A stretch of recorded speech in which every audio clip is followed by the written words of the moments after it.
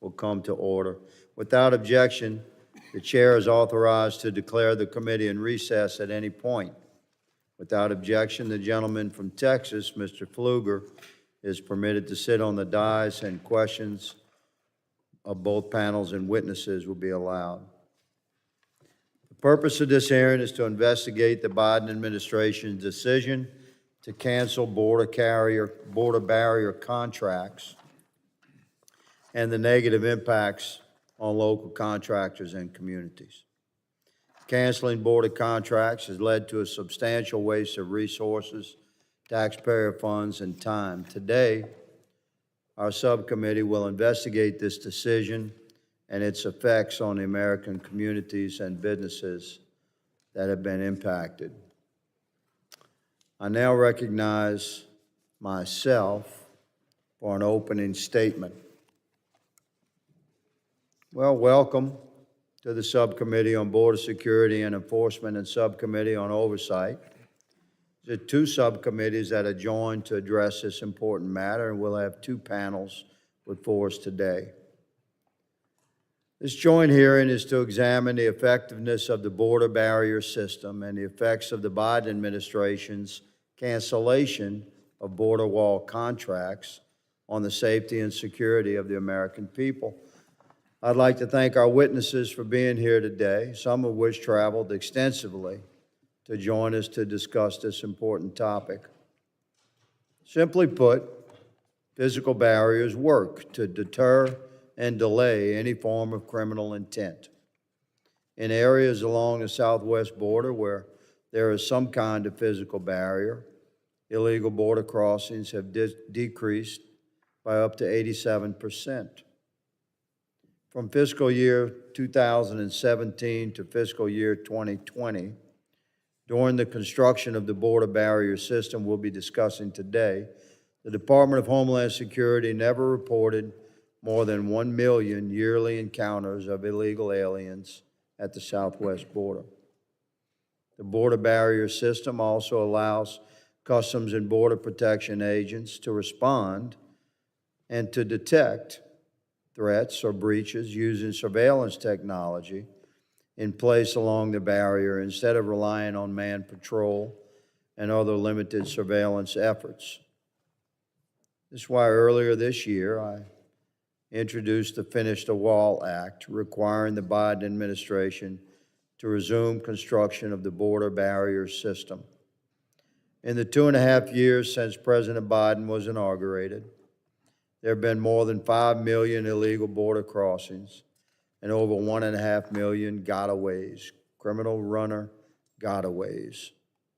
If this trend continues, the Biden administration is expected to reach nearly 2.5 million alien encounters at the southern border by the end of September for this year alone. The truth of the matter is that my colleagues and friends across the aisle find it difficult to deny that walls work. In fact, there's a long history of bipartisan congressional support in securing the border using physical barriers, such as fencing, innovative technologies, all-weather access roads, and lighting. Many of my colleagues across the aisle, including some members currently on this committee, have voted in favor of the Secure Defense Act of 2006. This has long been a bipartisan understanding that physical barriers work and they're integral to effective security of any perimeter.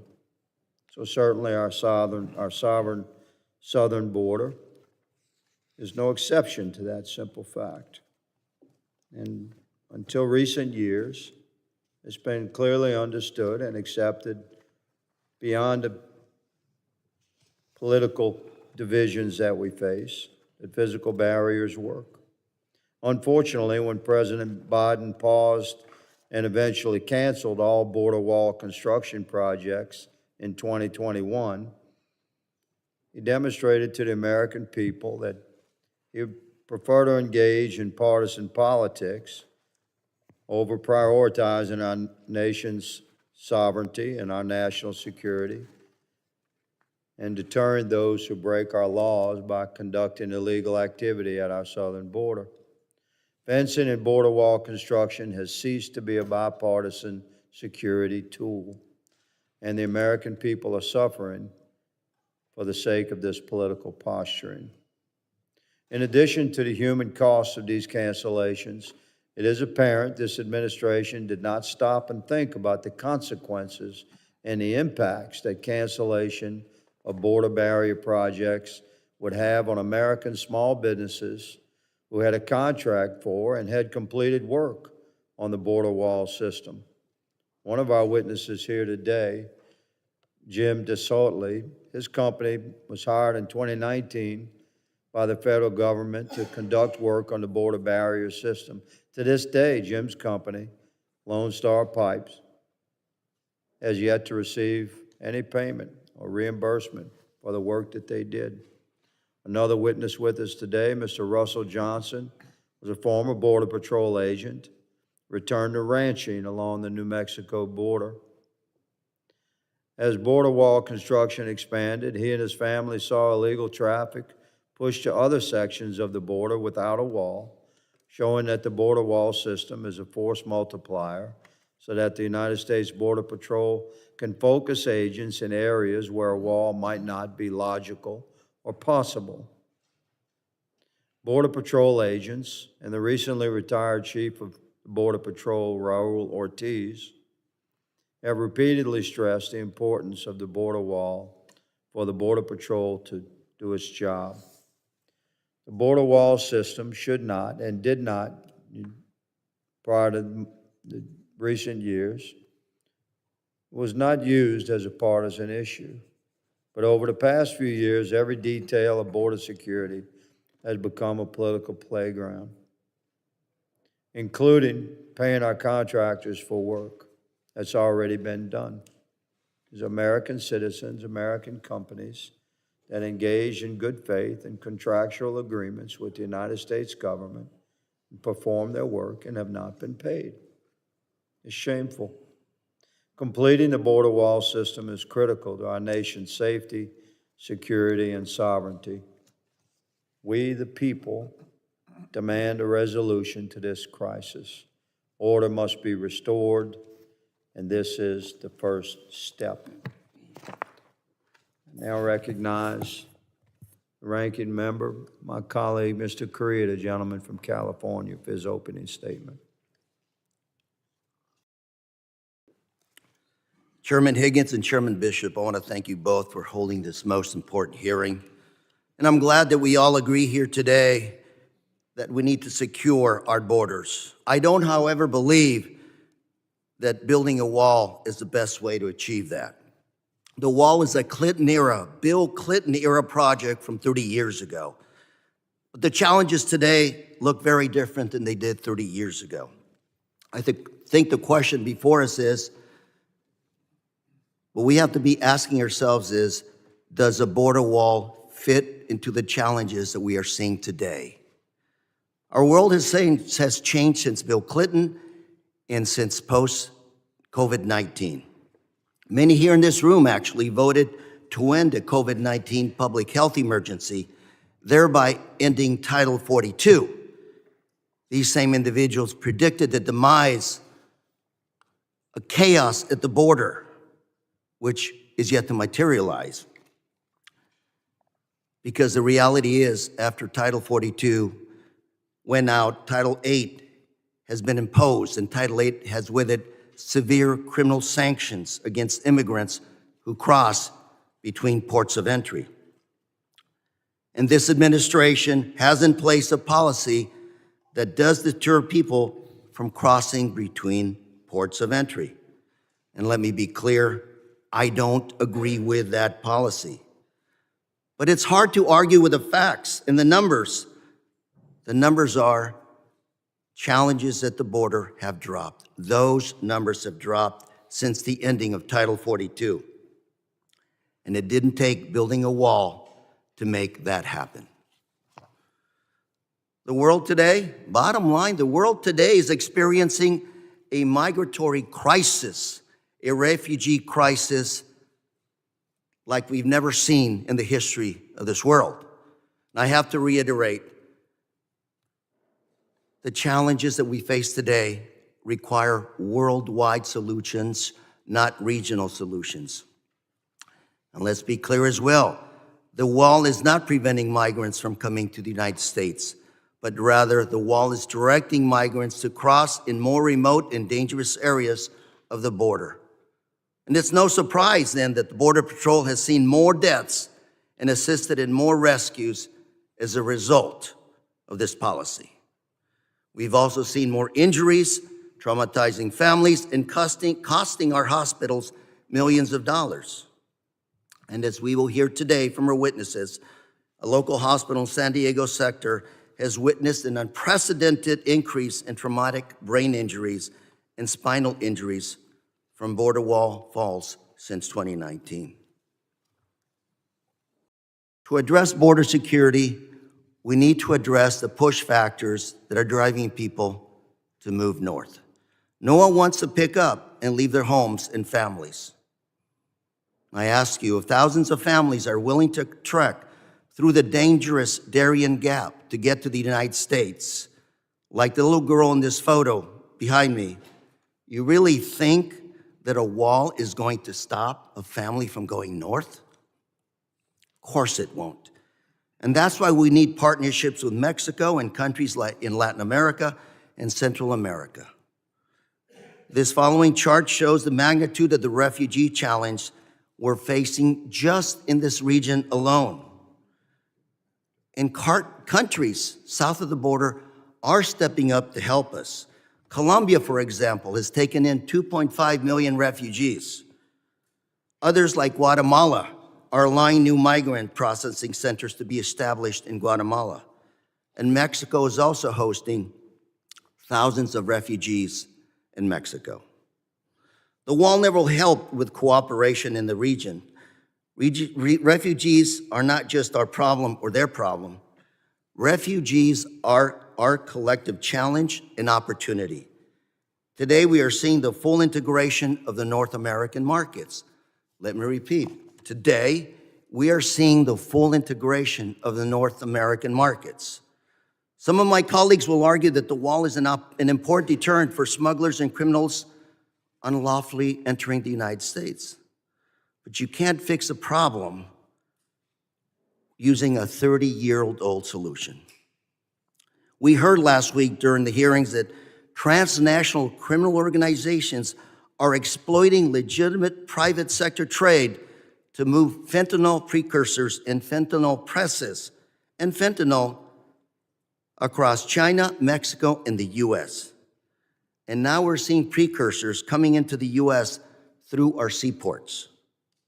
A border wall does not address this kind of a challenge. Cartels today are smuggling the overwhelming majority of drugs through our ports of entry, using very creative ways to smuggle. Just last month, CBP officers seized 900,000 fentanyl pills concealed in a porcelain sink at the Otay Mesa port of entry, at the port of entry. And I really don't see how a border wall will help us tackle the drugs coming through our ports of entry.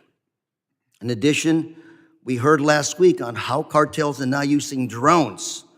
Some drones that cost $200 with a payload of $1 million value of fentanyl to cross the border.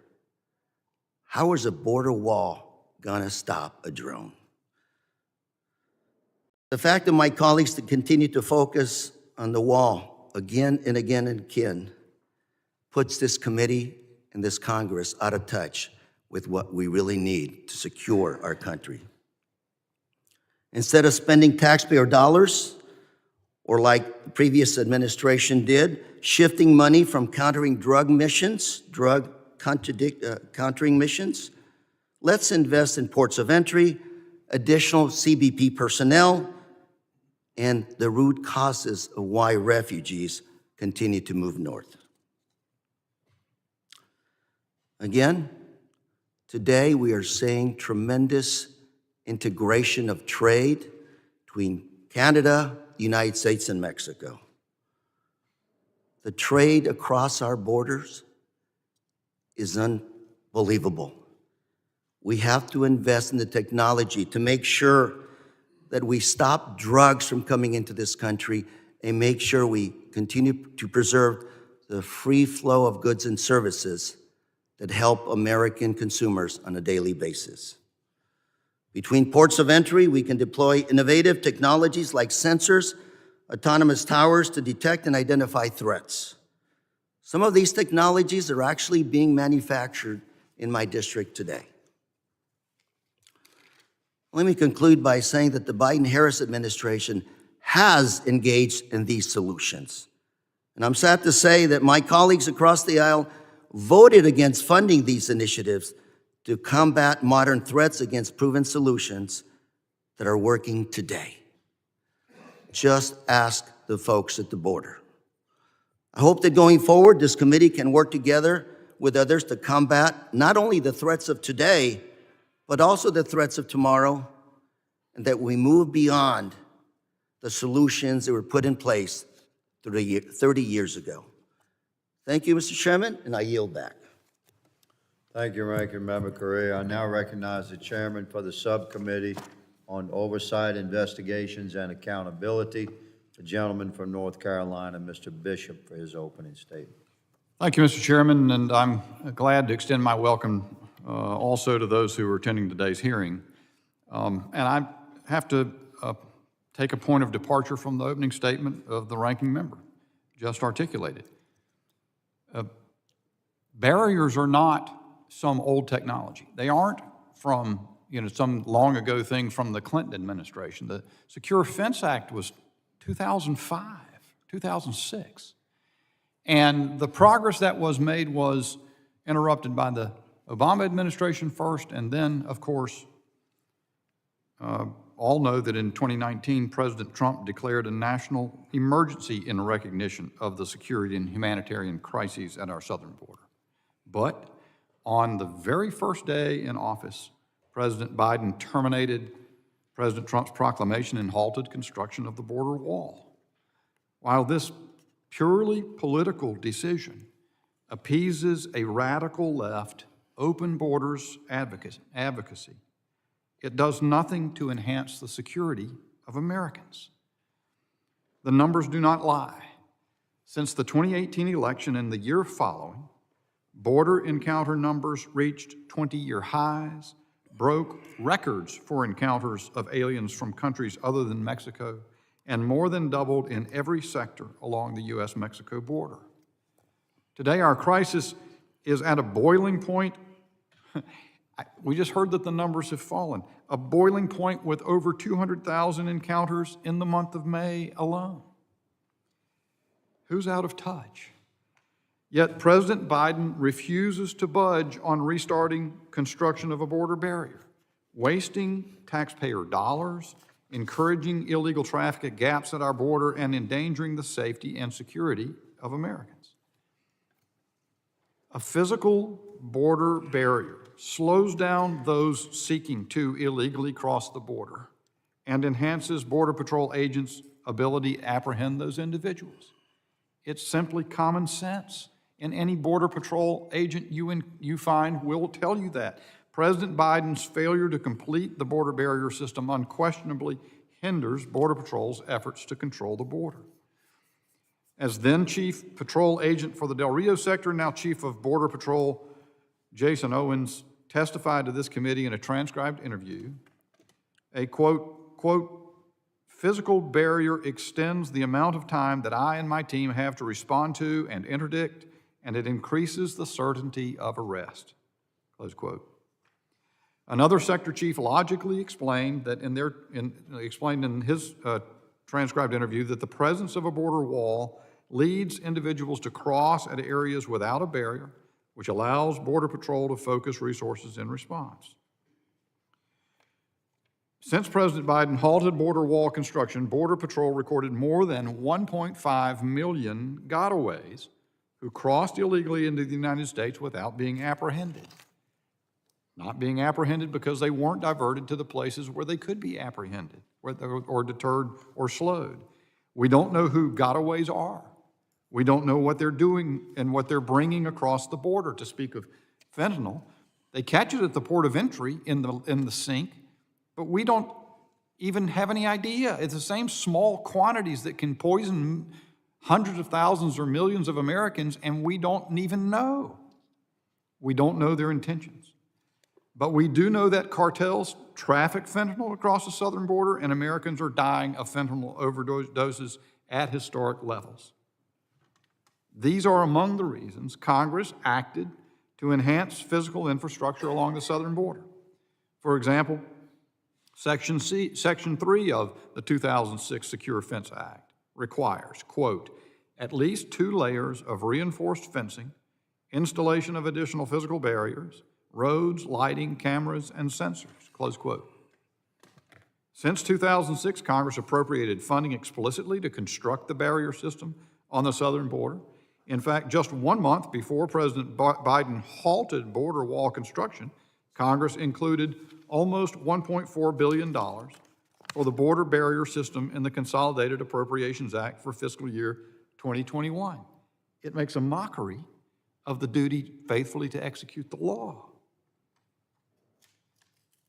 Notwithstanding legal requirements and congressional appropriations to build a barrier system, President Biden's Department of Homeland Security is instead spending tax dollars on environmental remediation projects. President Biden's irresponsible decision left stacks of unused construction materials exposed to the elements to rust away at project sites along the border. Reckless cost to the federal government, reckless waste of resources. Private citizens on the border found themselves left with the inconvenience, hazard, and expense of these materials remaining abandoned on their properties for now over 2 years. No resolution, just abandoned. That's the policy of the administration.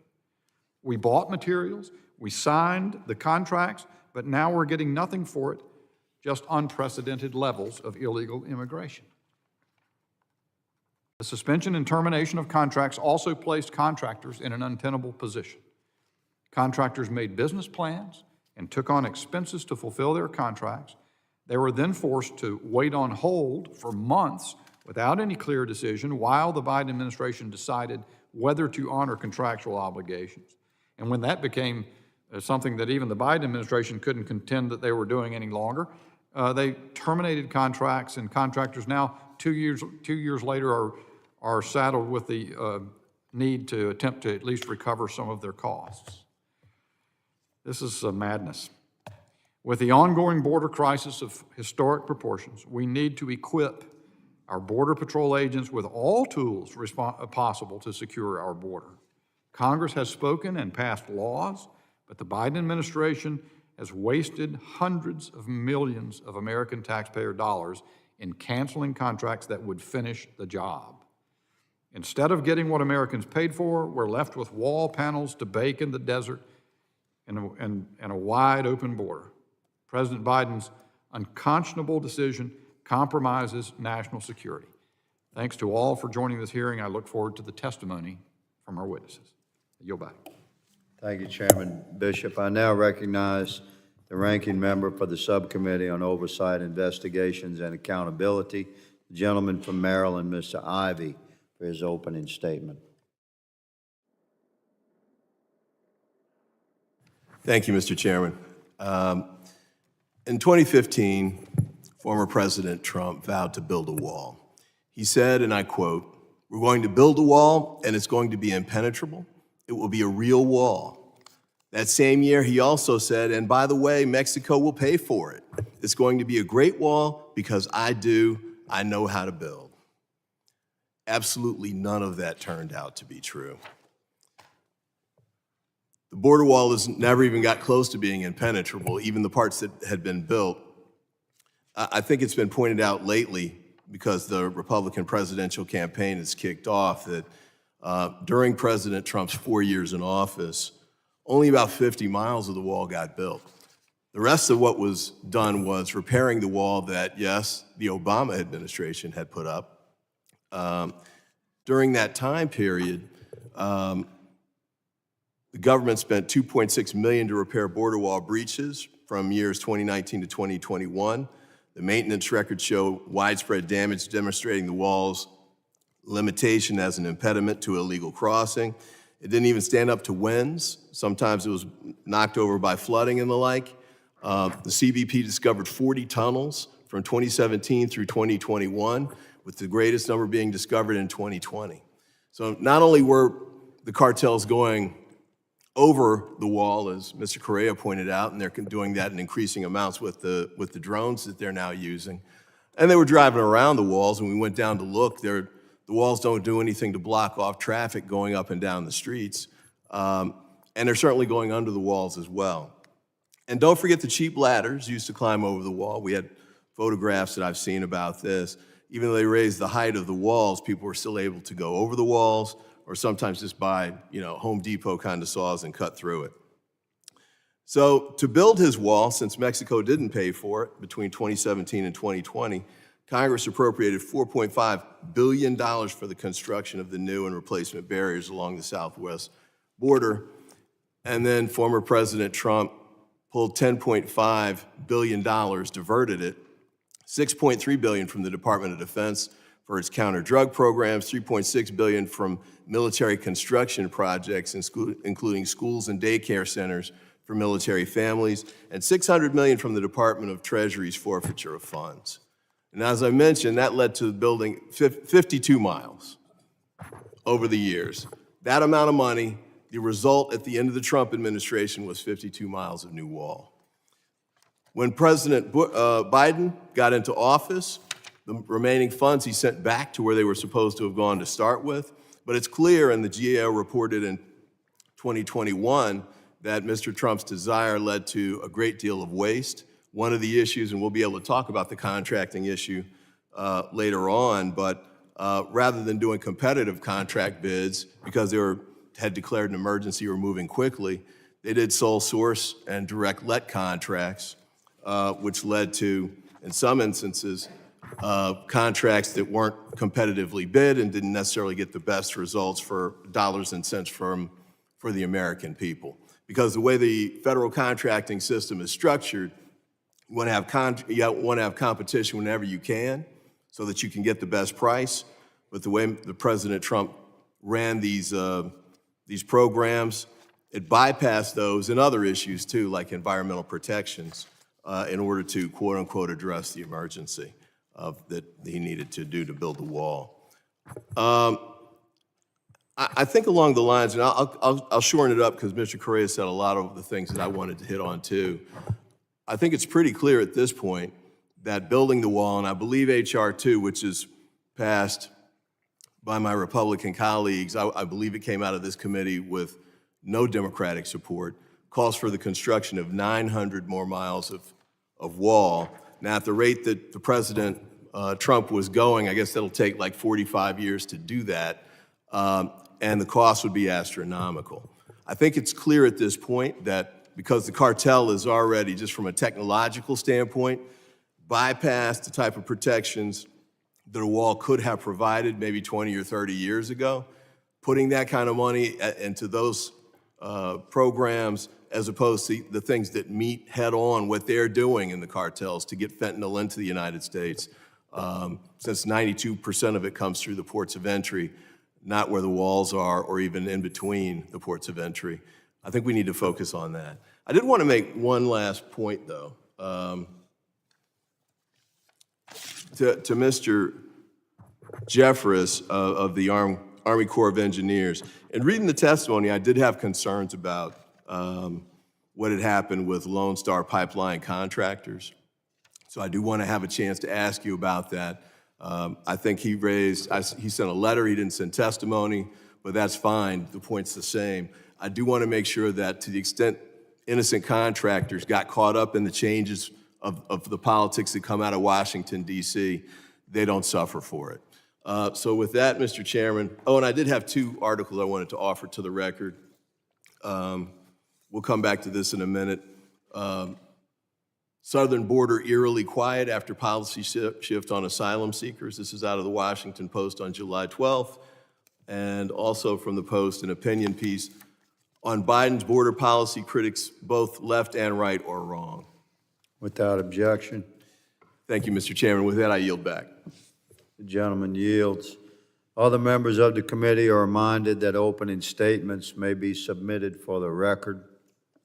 I'm pleased to welcome our first panel of witnesses. I ask that our witnesses please rise and raise their right hand. Do you solemnly swear that the testimony you will give before the Committee on Homeland Security of the United States House of Representatives will be the truth, the whole truth, and nothing but the truth, so help you God? Let the record reflect that the witnesses have answered in the affirmative. Thank you. Please be seated. I'd like to now formally introduce our witnesses. Ms. Natina Cooper serves as the Acting Deputy Executive Assistant Commissioner for Enterprise Services at the United States Customs and Border Protection.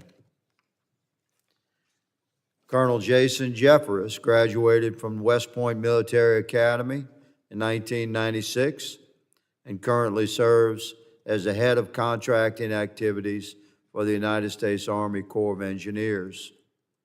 And Ms. Rebecca Gambler is the director of the United States Government of Accountability Office's Homeland Security and Justice team, where she leads projects concerning border security, immigration, and election issues. I thank the witnesses for being here today. The witnesses' full statements will appear in the record. I now recognize Ms. Cooper for 5 minutes to summarize her opening statement. Thank you. Chairman Higgins, Chairman Bishop, Ranking Member Correa, Ranking Member Ivey, and distinguished members of the subcommittee, thank you for the opportunity to testify today about CBP's use of physical barriers as part of the U.S. Border Patrol's critical role in securing the southwest border between the ports of entry.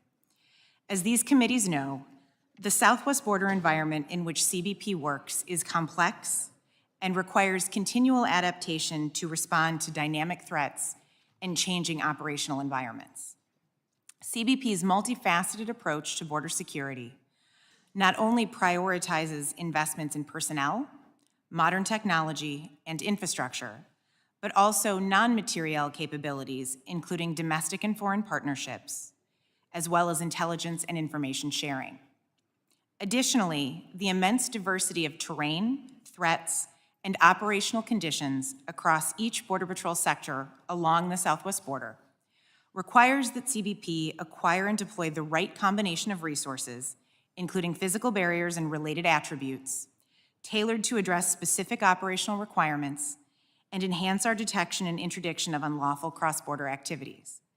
Today, I would first highlight how CBP uses border barriers along the southwest border, then describe our requirements and acquisition process for deciding where and what type of barrier and attributes to use, and finally, share the status of current barrier and system attribute-related projects.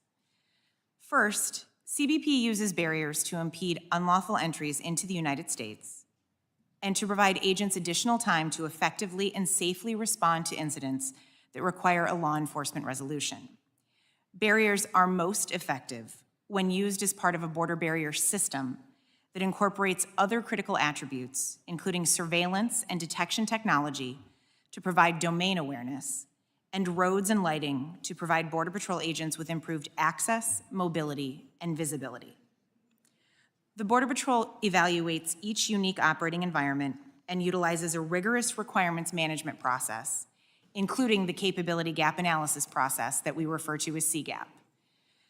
This larger process engages Border Patrol field personnel at all levels, soliciting input that is used to identify capability gaps, generate operational requirements, and ultimately inform the identification of effective and efficient solutions, such as technology or the deployment of physical barrier system to meet those requirements. USPP uses its requirements development process, including a complementary decision support tool, to prioritize investments in border barrier solutions. The tool takes into account quantitative and qualitative operational factors, everything from vanishing times, total known flow, narcotic seizure information, and agent assaults, to the ability to contain and deny entries, and many other factors. The scoring created by this tool supports the prioritization and decision-making process. Through an established governance structure, USBP layers the latest intelligence on changing operational conditions over the raw scoring of the tool to finalize a prioritized list. Once the prioritized list is established, CBP applies land acquisition, engineering feasibility, environmental factors, and cost considerations in developing its border barrier system acquisition approach. The comprehensive approach is critical for ensuring CBP makes informed decisions relating to acquiring the most effective system solutions tailored to specific locations along the southwest border. Consistent with the guiding principles in the Department of Homeland Security Border Wall Plan, which provides for the use of prior year border barrier funding, CBP is currently moving forward with several border barrier projects across the southwest border, including actions to construct border barriers and system attributes in the Rio Grande Valley sector and complete fence replacement in the Yuma and El Centro sectors. These projects are designed to ensure that the previously installed border infrastructure functions as it was intended, address enforcement vulnerabilities and improve operational conditions for Border Patrol agents, make the project areas safe for agents, migrants, and adjacent communities, and prevent further environmental degradation in areas impacted by border barrier construction.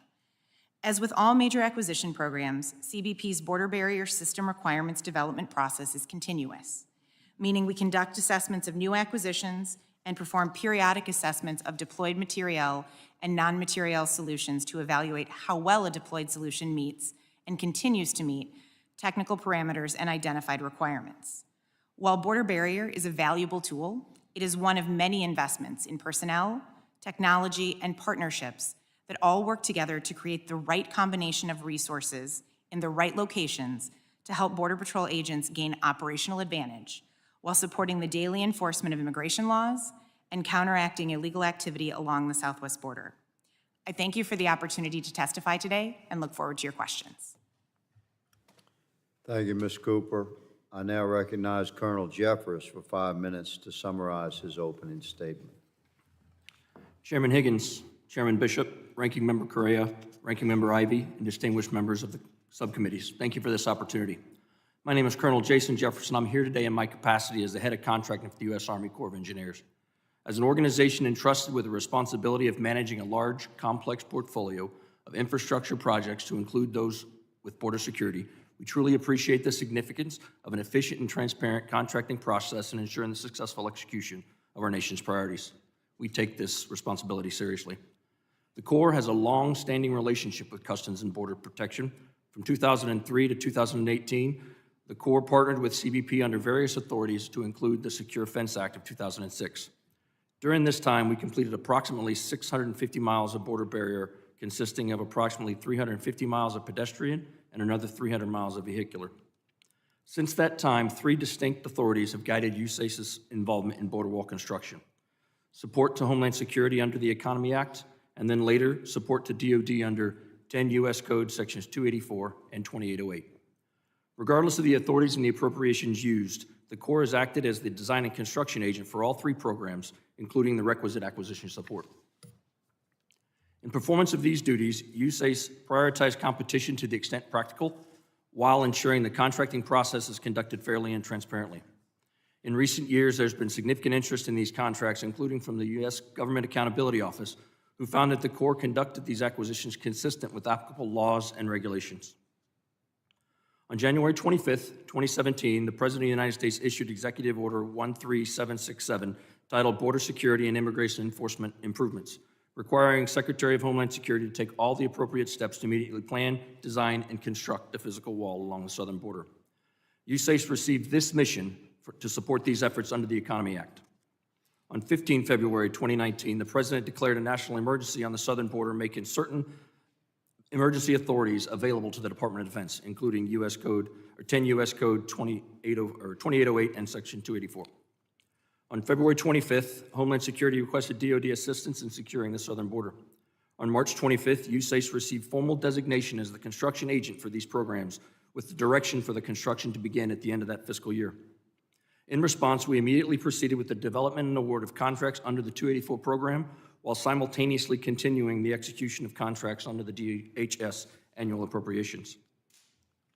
On September 3rd of that year, the Secretary of Defense provided specific guidance on the undertaking of emergency military construction projects pursuant to 10 U.S. Code 2808. USACE awarded contracts in response to this guidance beginning in November of 2019.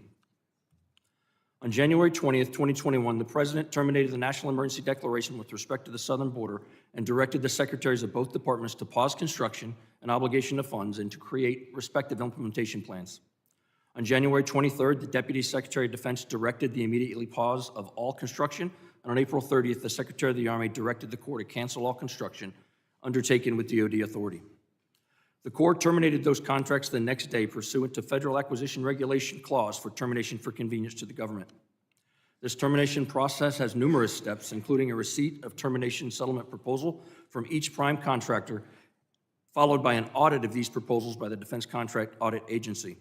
Only then can the contracting officer begin negotiating final contract settlement amounts. This is a lengthy process and is still ongoing and projected to continue into 2024 for some contracts. DHS directed the Corps to begin the process for partially cancellating some of the border wall program in September 17th of 2021 with the continuation of certain life safety activities for certain levee and non-levee projects. The Corps began the partial termination convenience process for the affected contracts in October of 21. Again, I want to thank you for the opportunity to be here today, and thank you for your continued support for the soldiers and civilians of the Army Corps of Engineers. I look forward to your questions. Thank you, Colonel Jeffress. I now recognize Ms. Gambler for 5 minutes to summarize her opening statement. Good afternoon, Chairman Higgins, Chairman Bishop, Ranking Member Correa, Ranking Member Ivy, members of the subcommittees. I appreciate the opportunity to testify at today's hearing to discuss GAO's work on federal agencies' efforts to contract for and deploy barriers along the southwest border. In recent years, federal agencies have obligated billions of dollars to construct border barriers. Within the Department of Homeland Security, U.S. Customs and Border Protection, or CBP, is responsible for the overall management of border barriers. Within the Department of Defense, the U.S. Army Corps of Engineers has served as the design and construction agent for border barriers. GAO has issued numerous reports over the years addressing the deployment of barriers to the southwest border. Today, I'm going to summarize GAO's most recent reports on the contracting and procurement process for border barrier construction, and I'm going to focus my remarks on 3 key areas. First, the Army Corps' contract obligations and awards in fiscal years 2018 through 2020. Second, the factors that drove the Army Corps' acquisition approach. And third, the status of barrier completion as of January 2021 and subsequent DHS planning efforts. First, the Army Corps obligated more than $10 billion in both DHS and DoD funding for construction contracts from fiscal years 2018 through 2020. The Army Corps obligated funds for specific construction projects under 13 contract awards. Second, expediency drove the Army Corps' approach to border construction contracts. In particular, the Army Corps' approach was shaped by senior DoD leadership direction, the time frame for obligating funds before they expired, and the prior administration's goal to complete at least 450 miles of border barriers by the end of 2020. Under this approach, the Army Corps, for example, used non-competitive awards to a greater extent than initially planned. In some instances, it authorized or expanded work without full and open competition and authorized contractors to begin work before defining key requirements. In addition, contracts awarded with DoD funds were used for border barrier construction projects on federal lands.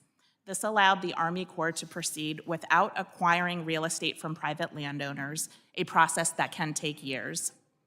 Based on our reporting, we recommended that the Army Corps conduct an assessment of the approaches it used to build the border barriers and, as appropriate, reassess its acquisition strategy going forward.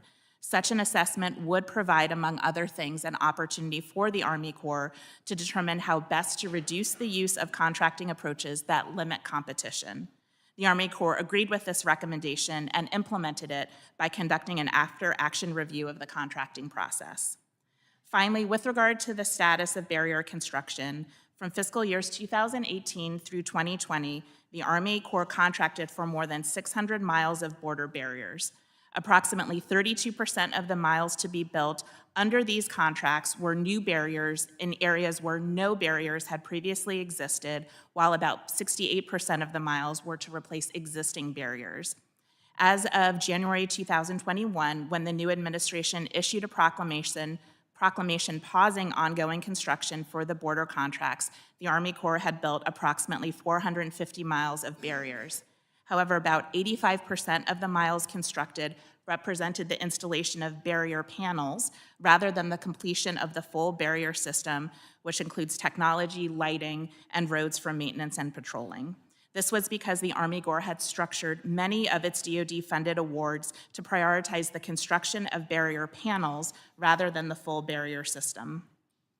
Following the January 2021 pause, DHS suspended performance on border barrier contracts and construction activities, with the exception of activities related to ensuring project sites were safe and secure. DHS also developed a plan for the use of border barrier funds as called for in the presidential proclamation. Under this plan, DHS noted its intent to use funds to continue addressing safety hazards, identify actions to address environmental damage from past barrier construction, and install system attributes. Thank you again for the opportunity to testify at today's hearing. This concludes my prepared statement, and I would be happy to answer any questions members may have. Thank you, Ms. Gambler. Members will be recognized by order of seniority for their 5 minutes of questioning. An additional round of questioning may be called after all members have been recognized. I now recognize myself for 5 minutes of questioning. The ranking member, my friend, Representative Correa, was my friend, and he and I have spoken for, I would say, cumulatively, scores of hours about our endeavor Conservatively, yes. to work together over the course of the last 7 years to seek resolutions for the challenges of our country within the parameters of this committee's jurisdiction. And we're each frustrated regarding some of the political barriers that have been well established that we have to cross in order to confront the true issues.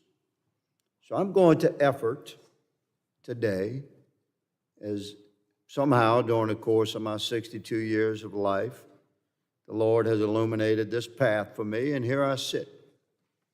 So I'm going to ask members on both sides of the aisle to let's truly listen to the expertise of the witnesses today, majority and minority witnesses. None of us should claim to know greater than the witnesses that we call before our committees when they're specifically chosen for their history and their area of expertise. Physical barriers have worked to deter criminal action since the dawn of man. They continue to work, and it's not reflective of intellectual soundness to just deny the fact that physical barriers work to restrict criminal activities. The systems we had designed, 21st century technology, some of which we cannot even discuss. But the technologies that were built into the physical barrier systems that were planned during the Trump administration would most certainly have allowed us to view up to 5 miles into the Mexican territory, our southern border. And it's a great deterrence for intended criminal crossings.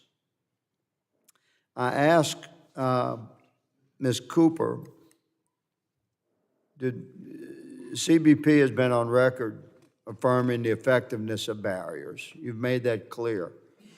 And yet, the policy decision was made to cancel construction of the barriers on on the president's first day in office. Does CBP believe this is an effective policy decision?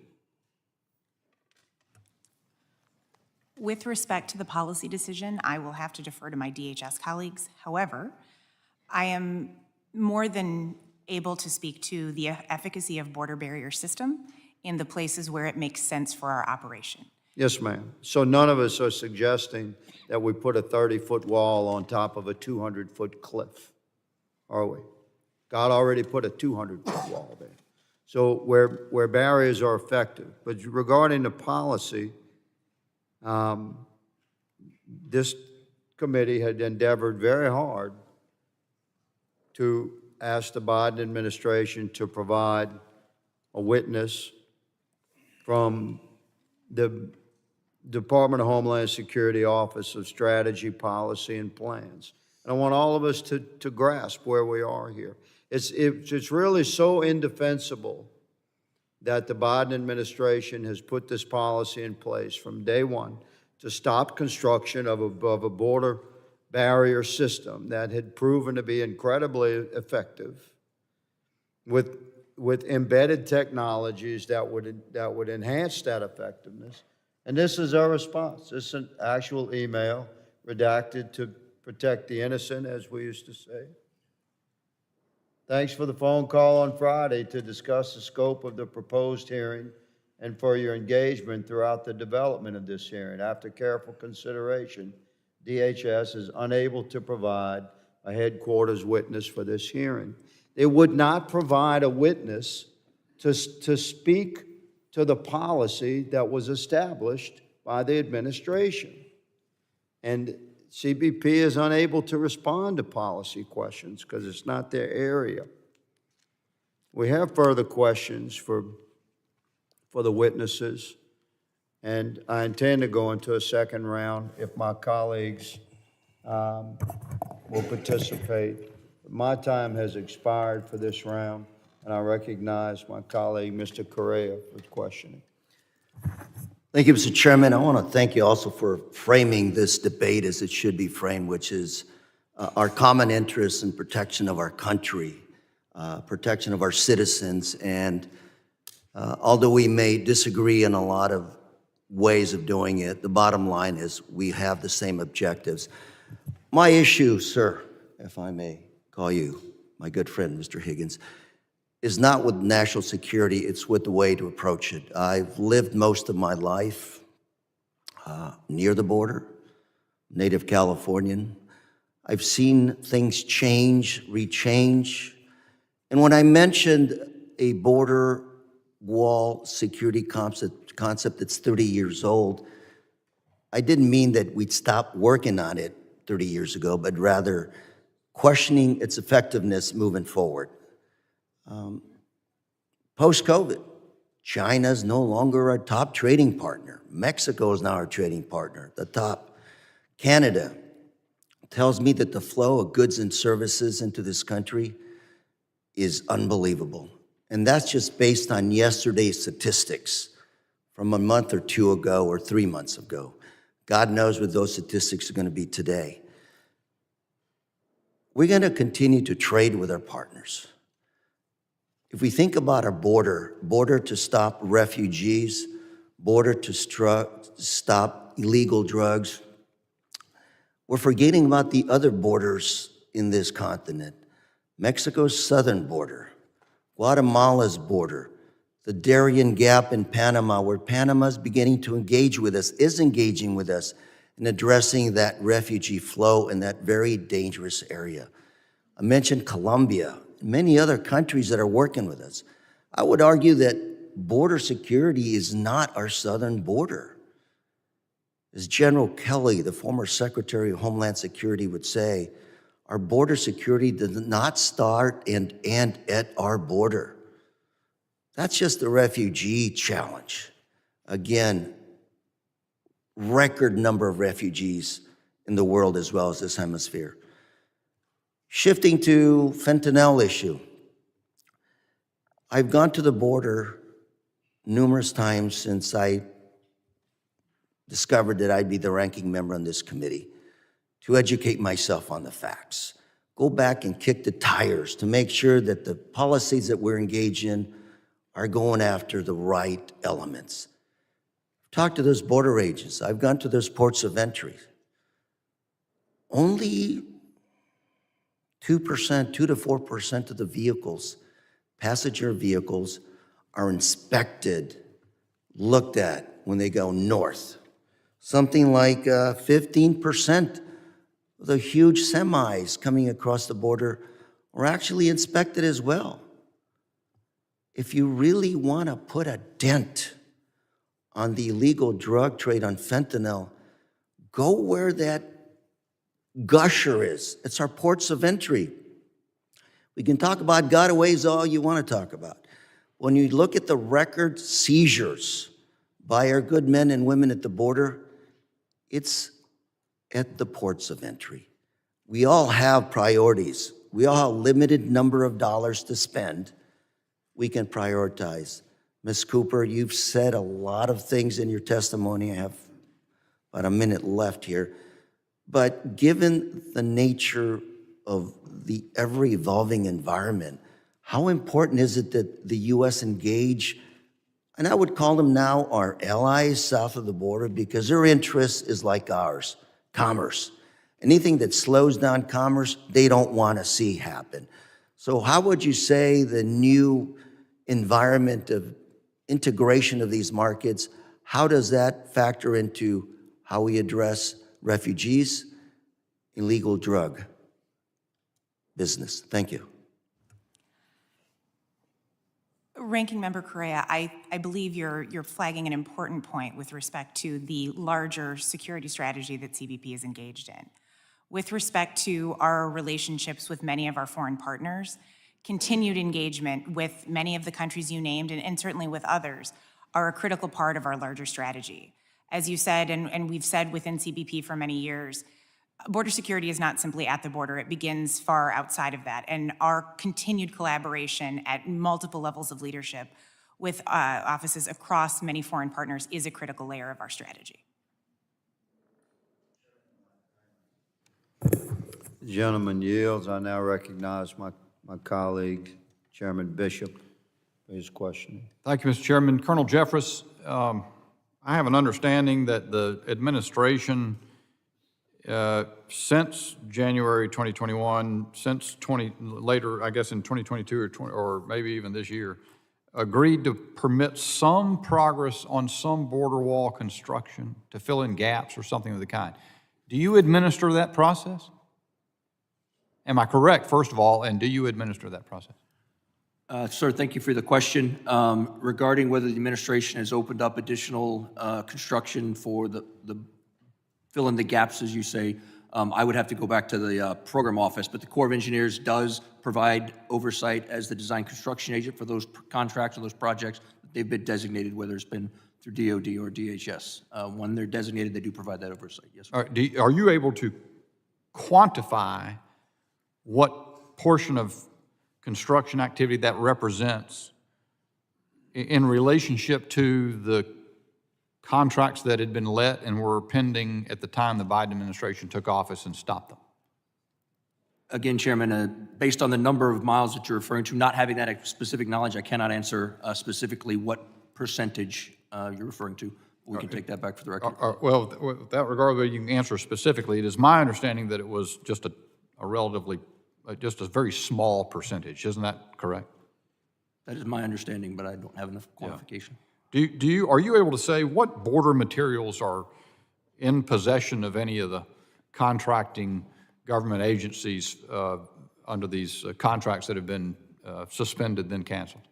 Yes, Chairman. We've got, started off with $262 million worth of materials left over from these various contracts. We've currently gotten it down through the disposition process to where we've got the border bollard panels still on the ground out there. In some locations, we do have some of the other materials, whether it be electrical equipment for the fiber optic cabling or lighting, that is in the disposition process, but that's not on the ground with the contractors, in my understanding at this point. How are you disposing of it?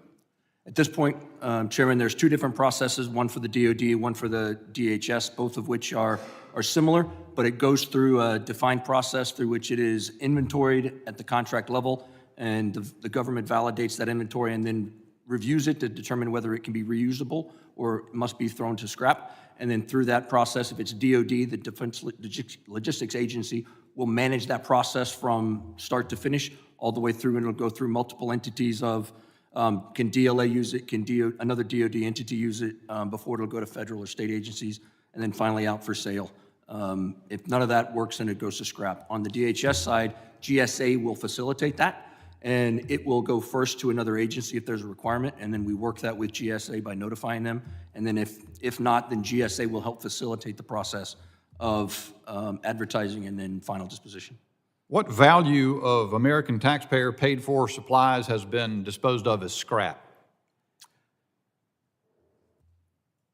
I am sorry, Chairman, I don't have that exact number on me right now. Do any of the witnesses know the answer to that, whether precisely or roughly? I do not, sir. So none of the witnesses here can tell us how much of the American taxpayers' precious dollars spent on first-quality goods have been disposed of as scrap. Is that correct? How many unused border wall panels are in the possession of DOD? Currently in possession of DOD, we have 20,822 at various storage locations. What is the cost to DOD to store and secure unused border materials per day? So that is a very interesting question in the fact that we don't incur the cost by day. Those contracted storage rates are valued inside their termination proposals because the contractors are required for that. So Are you able to provide any stat here about the cost of storage? Yes, sir. At this point in time, we've run a running point-in-time estimate. It constantly changes based on what we've turned in. We currently believe that based on the amount of disposition, or the disposition that's been conducted, the amount of material still on the ground, we're looking at about $160,000 a month for the storage of the material on the DOD process at this time. How much did DOD spend on storing unused border materials in fiscal years 2021 and 2022 total? Sir, again, that would be wrapped inside the fixed price contract, and I can't provide that cost. All right.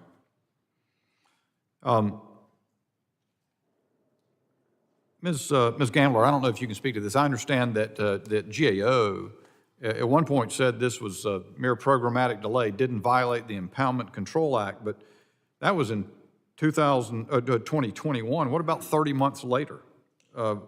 Is that still the contention of GAO, that this doesn't violate the Impoundment Control Act for the Biden administration unilaterally to disregard Congress's appropriation? Yep, thank you for the question, Chairman. As you noted, that was GAO's legal decision at the time in the summer of 2021.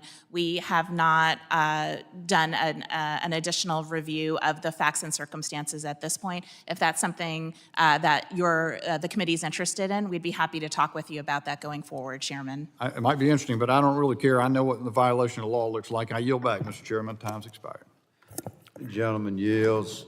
Now recognize the ranking member Ivy for his line of questioning. Thank you, Mr. Chairman. And I appreciate your comments a moment ago about how we approached this hearing. I certainly agree that we want to be careful about stepping on the opinions of our witnesses here. We want to make sure we take it all in. I did want to raise some data, though, today. I mean, I think one of the points that's been made in two of the articles that I mentioned earlier and wanted to make a part of the record is the drop-off in these encounters since the Title 42 regime was taken out of play. And I understand we've got differences of views about how impactful a wall might be, but I think it's clear that the wall isn't there now, but we're seeing tremendous drop-offs in encounters almost immediately. Thank you. Based on some policy changes and some strategic changes. And so I don't necessarily want to say that, you know, a wall could never be a barrier to people coming. I'm just saying that 900 miles of wall at, I think the estimate was $24 million per mile last I saw, and that's a total of $22 billion. I think the money could be better spent.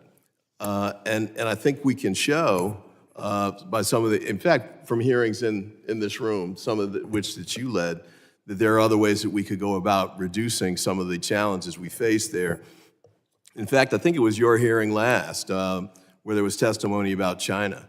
and that one of the major reasons we had such a big spike in fentanyl was because the foreign policy relationship between the United States and China with respect to suppressing the precursors coming from China had fallen off, and that therefore people were sending the precursors out of China into Mexico at an accelerated rate, and that one of the ways we could address that problem is to see if we could reestablish the relationship with China in addressing those concerns.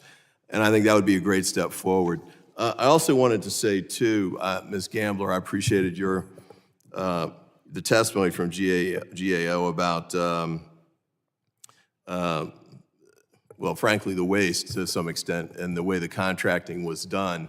And it was rushed, we'll say expedited, but that doesn't keep in place the protections of competitive bidding and the like that ought to make sense here.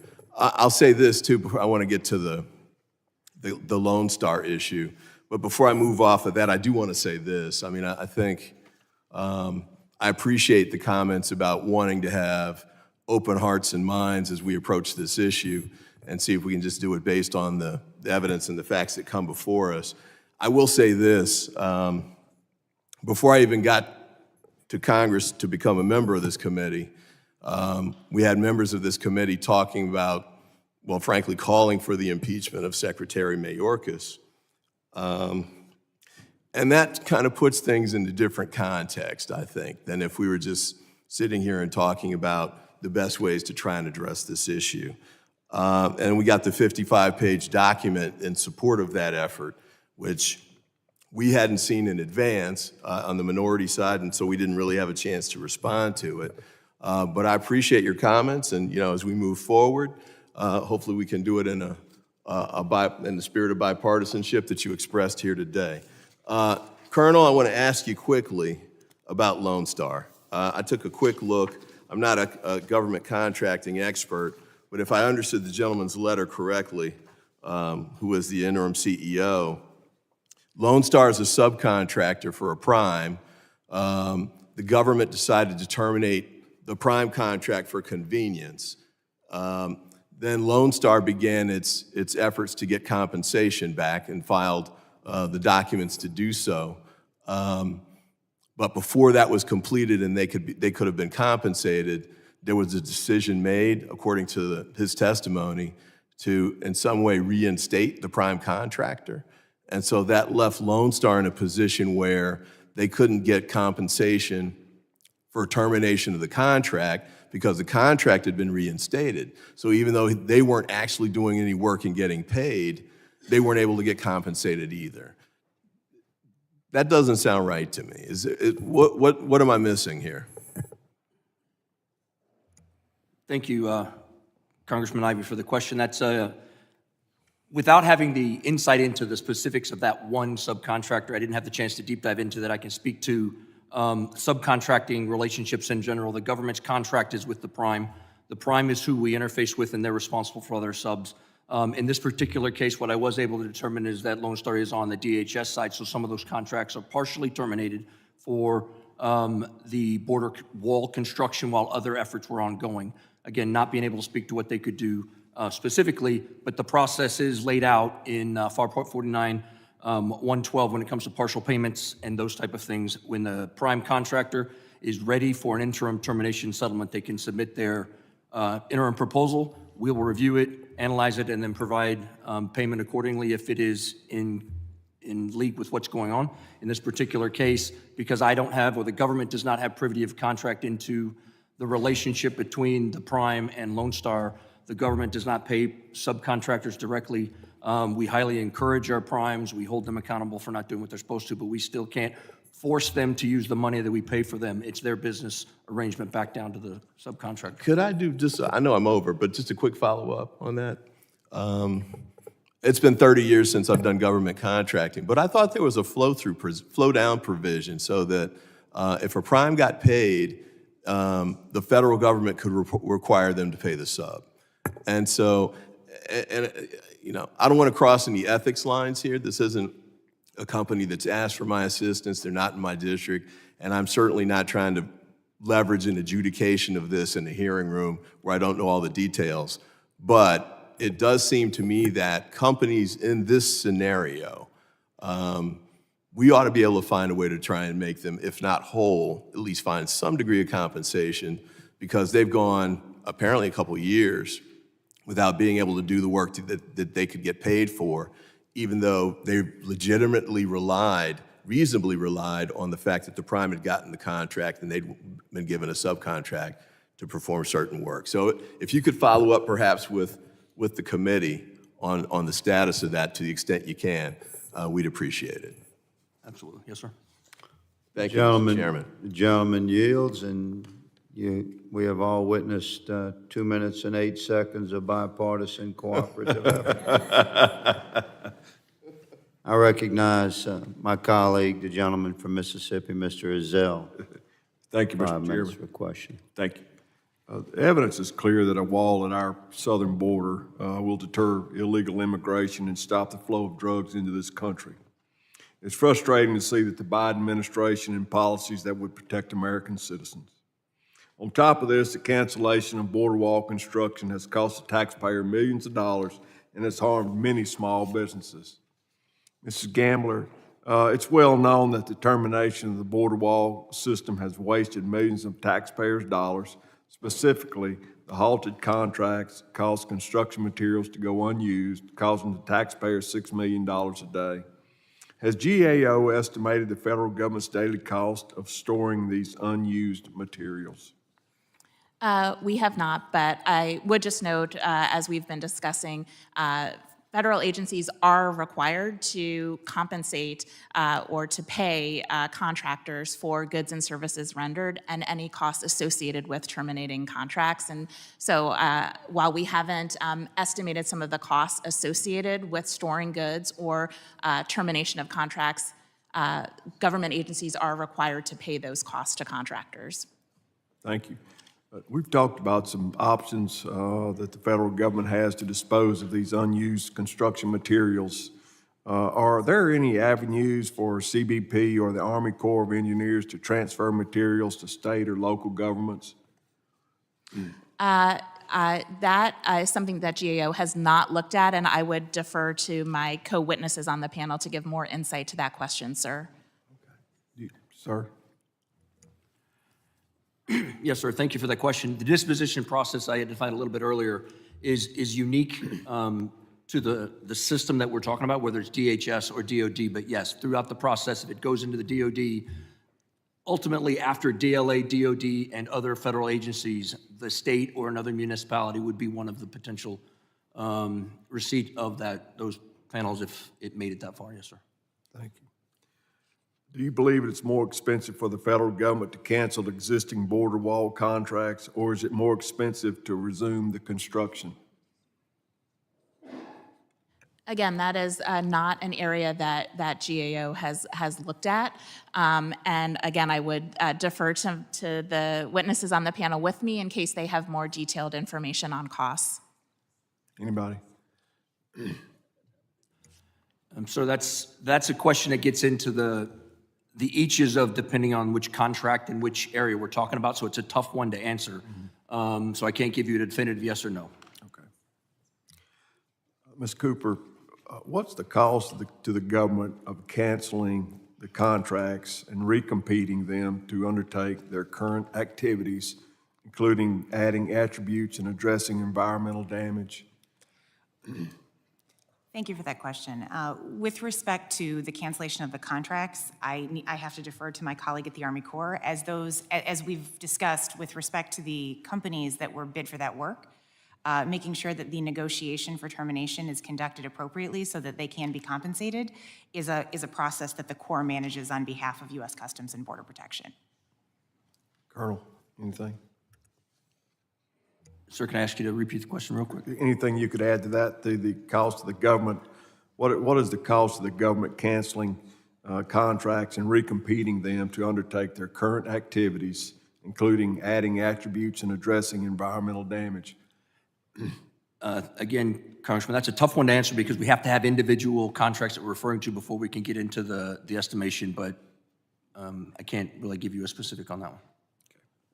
Thank you, Mr. Chairman. I yield back. Gentleman yields. I recognize Mr. Thanadar for 5 minutes for question. Thank you, Chairman Higgins. Appreciate it. Well, here is another quote from President Trump in 2016. The president said, we'll use the best technology, above and below ground sensors, towers, aerial surveillance, and manpower to dislocate tunnels and keep out criminal cartels. One of the first trip I took after joining this committee was to go to the southern border and look at the wall with my own eyes. Looks like the reality is, despite replacing 250 miles and building 50 new miles of wall in 2020, nearly one new tunnel per month was discovered by CBP that year. In fact, Trump administration had the highest number of tunnels. I believe there were 40 tunnels, including one touted as the longest ever discovered. It's clear as day, the wall falls short when it comes to tackling illegal crossings. Ms. Cooper, can you provide more details on the discovery of tunnels during the Trump administration years? Congressman, with respect to the tunnel program, unfortunately, I am not an expert and would be happy to take that question back. What I can tell you is that the application of border security technology, the application of barrier system in those locations where it makes sense, allows our agents, it frankly delivers capability to our agents that then allows them to be responsive to new threats as our transnational criminal organizations continue to adapt. That's applicable in the context of cross-border tunnels, and that's certainly applicable in other contexts we see in our enforcement environment. Thank you, Ms. Cooper. Also, how would you respond to the argument that using taxpayer funds to construct the wall is more effective approach than implementing comprehensive border security measures, including enhanced intelligence, interdiction efforts to combat illegal activities such as drug smuggling and human trafficking through the tunnels? As I'm certain you've heard from my colleagues in Green, including former Chief Ortiz and others, there is no single solution for the border security challenges that we face. The implementation of infrastructure and the associated attributes provides capability. The continued partnership with foreign governments to do what we can to reduce the global migration that we are seeing, the information sharing, again, with those governments and certainly internal to our own government, all play a role in continuing to deliver capability for our agents and our officers at the ports of entry. All right, thank you, Ms. Cooper. And Chairman, I yield back. Gentleman yields. I recognize the gentlewoman from Georgia, Ms. Green, for questioning. Thank you, Mr. Chairman. In looking at the wall situation, the headline speaks for itself. DHS announces steps to protect border communities from wall construction. Yeah, I'll read that again. DHS announces steps to protect border communities from wall construction. I don't know who wrote this, but they probably should have been fired for writing that headline. That's pretty bad. Let's talk about walls. Walls are very important for most countries. There's many countries with walls. I have one article here that comes from earlier this month that says, talking about 65 countries have erected fences on their borders, also talking about walls, talking about security fears, widespread refusal to help refugees have fueled a new spate of wall building around the world. They include Israel's apartheid wall, India's 2,500-mile fence around Bangladesh, and Morocco's huge sand berm. So many countries around the world agree that walls are important in protecting the people within the country, protecting their national security interest. I'd also like to really praise President Trump's administration that the contractors completed most of the DoD-funded border barrier bollards by the end of December 2020 as scheduled. I'm impressed with that because I own a construction company and I love to see a project completed on time. They truly did a remarkable job, and it's unfortunate it's unfinished. In my district alone, we have fentanyl deaths, and that is what really upsets me. We've had many fentanyl deaths, but the El Paso sector, with the BOR El Paso sector, has experienced a significant reduction in drug and smuggling activities in areas where the border wall system was built. Most notably in 2 separate zones, apprehensions decreased by 60% and 81% from the beginning of fiscal year 20 to the end of it. So walls work and they protect people. We have 300 Americans dying a day, so I think having a wall to protect people from deadly fentanyl is the greatest thing we can do. Ms. Cooper, CBP has been on record affirming that the border barrier has been effective and allowed CBP to readjust their agents to more pressing areas. If CBP said that the border barrier system is effective, why did DHS cancel the border wall contracts on the first day of this administration? I certainly can't speak to the policy decisions. However, I can certainly speak to those locations in which border barrier has been deployed historically and the success with which our agents have seen a growth in capability. As you mentioned, the El Paso sector. Currently, there's a GAP project, a Gaps and Gates project, that was approved by Secretary Mayorkas that has completed 68 of those gaps and gates. An additional 61 are ongoing, some of which are in the El Paso sector.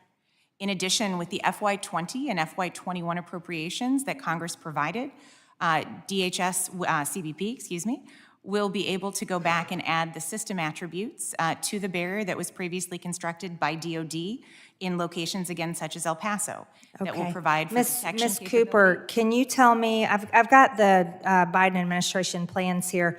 Does any of this include, these were many of the categories of things that they used the money that was supposed to go for the wall. They turned it into things like habitat fragmentation and wildlife impacts, restoration of disturbed areas, invasive species control and monitoring, erosion concerns, low water crossing, lighting and light pollution, border barrier removal or completion, not sure what that means, impact to cultural resources. This is a list of projects that the Biden administration decided to take wall money that was set aside and contract money, and they canceled the contracts to build the wall, and they canceled building the wall, and they took this money and moved it to things like erosion control and invasive species control. So with the new wall building or project that you're talking about, are they still going to be addressing invasive species to protect our states and protect our border towns and communities? Or are they actually interested in building a legitimate wall that will stop the invasion into the United States?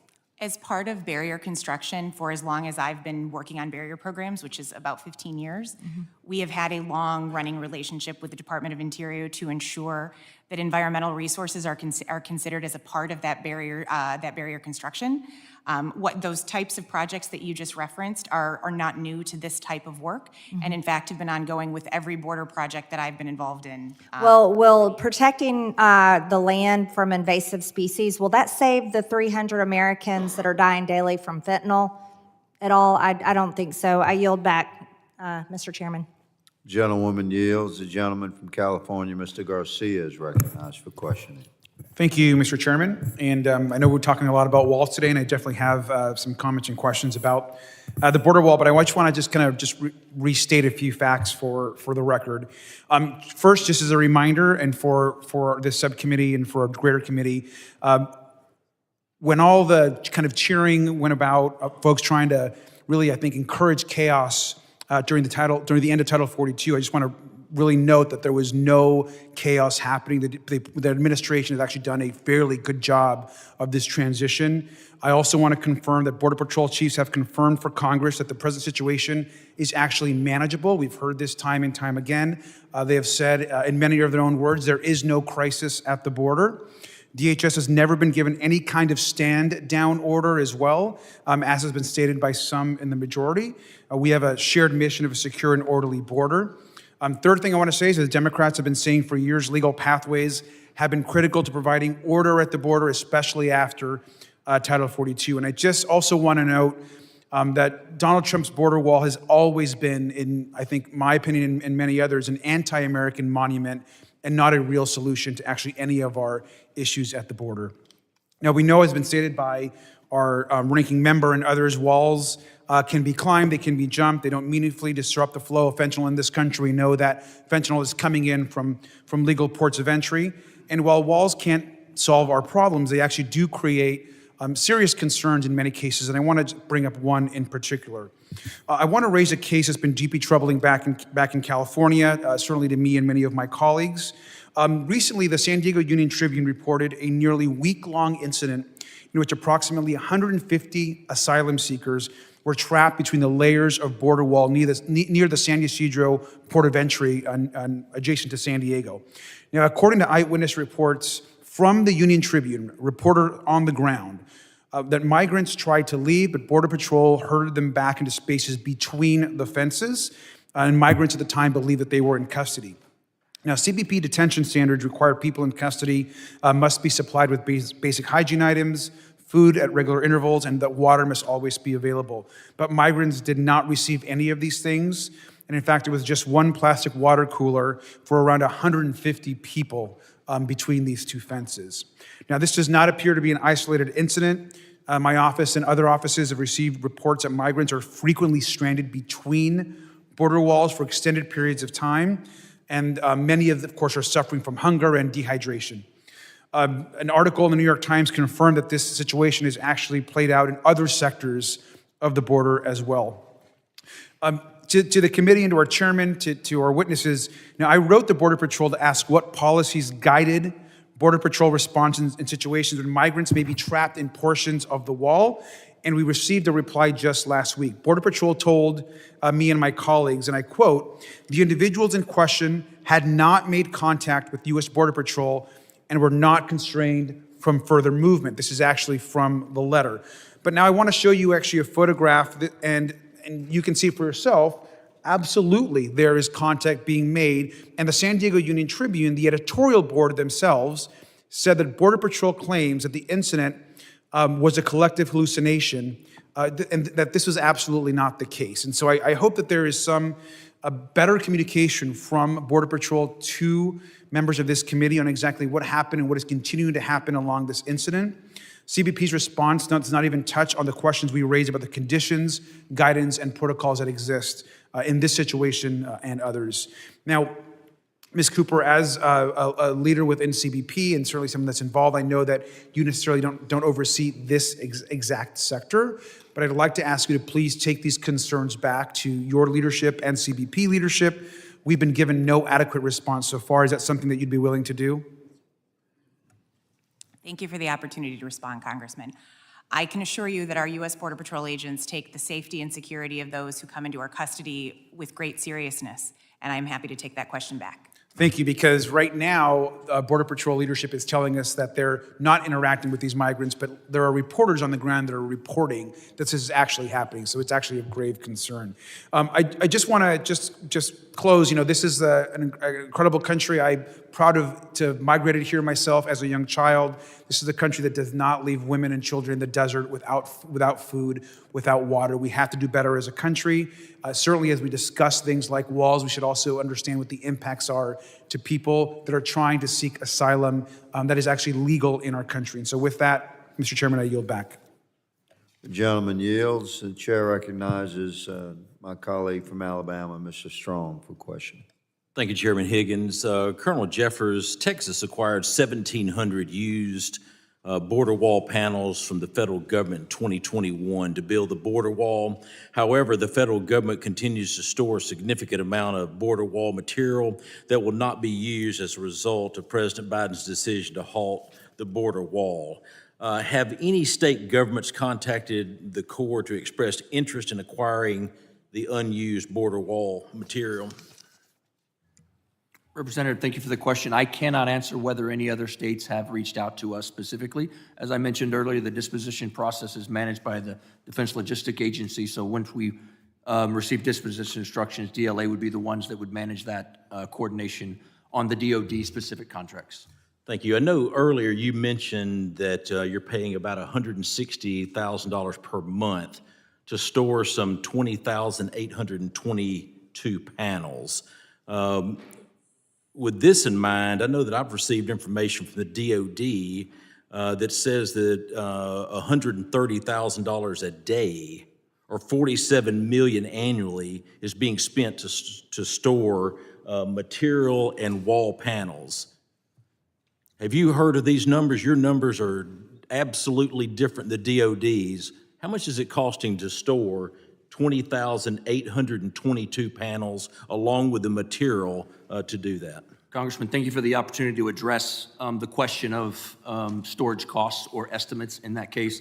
As I mentioned earlier, the costs of storing those are still currently with the contractor. So we had an estimate at a point in time when we terminated these contracts and the full amount of the material for the DoD side, $262 million worth of equipment and material. And that was what the first estimate was a point in time when we had all of that. As one would suspect through the disposition process, the inventory and the number of locations goes down.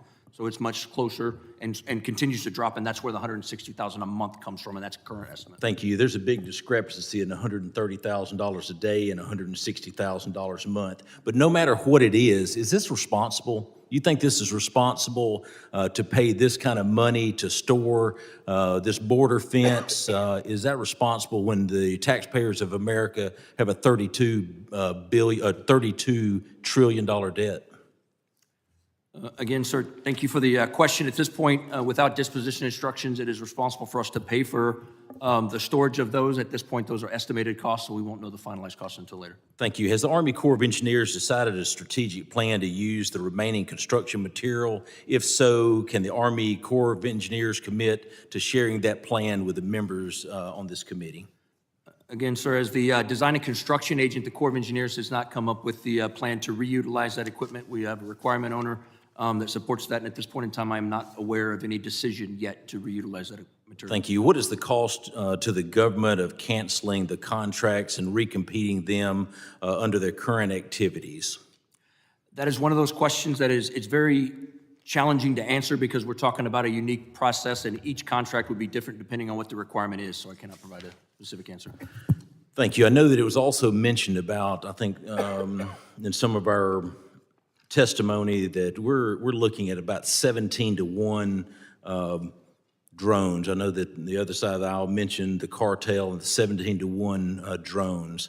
I can tell you this, my hometown of Huntsville, Alabama could neutralize this in a matter of days. In a matter of days, they could neutralize these drones that are flying in U.S. airspace, and I commit to both sides of this aisle, let's get to work. We're willing to do it. They're dropping fentanyl across the U.S. border, and they're destroying a generation of Americans. And I yield, Mr. Carrera. Thank you, sir. And I think you might have heard my statement that we actually have a firm in my district that's actually working to implement that technology. And should they win a contract with Homeland Security, they'll be implementing that technology But I can tell you, I witnessed it firsthand with SAIC and multiple companies in Huntsville, Alabama, and I'll promise you this right here. It's a cost-effective way to neutralize it. We can jam them, we can drop them, whichever way it is, but it's unacceptable to have drones coming into U.S. airspace, dropping fentanyl to destroy the children of our country. And I will tell you this right here, I'll work with anybody, I'll work with the president, I'll work with Democrats, I'll work with Republicans, because it's time to address it. They're fixed to destroy a generation of our children. And Mr. Strong, I welcome you to my districts and take a tour of this contractor. It's doing a great job, and concur with you to stop these drones wherever possible. Thank you. Thank you, and I yield back. The gentleman yields. The gentlewoman from New York, Ms. Clark, is recognized for 5 minutes for questioning. I thank you, Mr. Chairman. I thank both Chairman Bishop and Higgins and Ranking Members Ivy and Correa for convening today's hearing. I'd like to thank our panel of expert witnesses for joining us on this very important subject matter. And just picking up on Mr. Strong, it's very clear that we have reached a technological age where we can address a number of the issues on our border. And I'm just thinking that I understand the concerns and I guess the way folks are wedded to this idea of a wall, but it seems a bit antiquated at this stage, given where we are with respect to technology and our ability to manage affairs a lot more with a lot more expertise, a lot more technology on our border. And besides, I thought Mexico was supposed to pay for it, but that's besides the point. As you may know, I represent a district that has long served as a safe haven for migrants. As the daughter of immigrants myself, I'm deeply vested in protecting our immigrants and seeking accountability for those without a voice. It is crystal clear that after over 30 years, that we have to assert an urgent need for comprehensive immigration reform. Our immigration system has proven to be woefully inadequate, and the consequences are dire. Let me be clear. No individual seeking safety, freedom, and the pursuit of a better life should be compelled to endanger their own lives or the lives of their loved ones. Customs and Border Protection personnel regularly engage with Americans who live and work around the southwest border to monitor migration trends and how they affect local communities.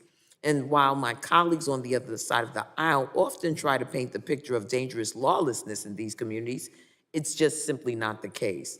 Most frequently, community leaders work closely with CBP and Immigration and Customs Enforcement to welcome migrants while keeping communities safe, clean, and prosperous. And many landowners along the border are against the construction of a new border wall. So I want to ask Ms. Cooper, can you describe some of the feedback that you've heard from border communities about why they're not excited about supporting the construction of new border barriers?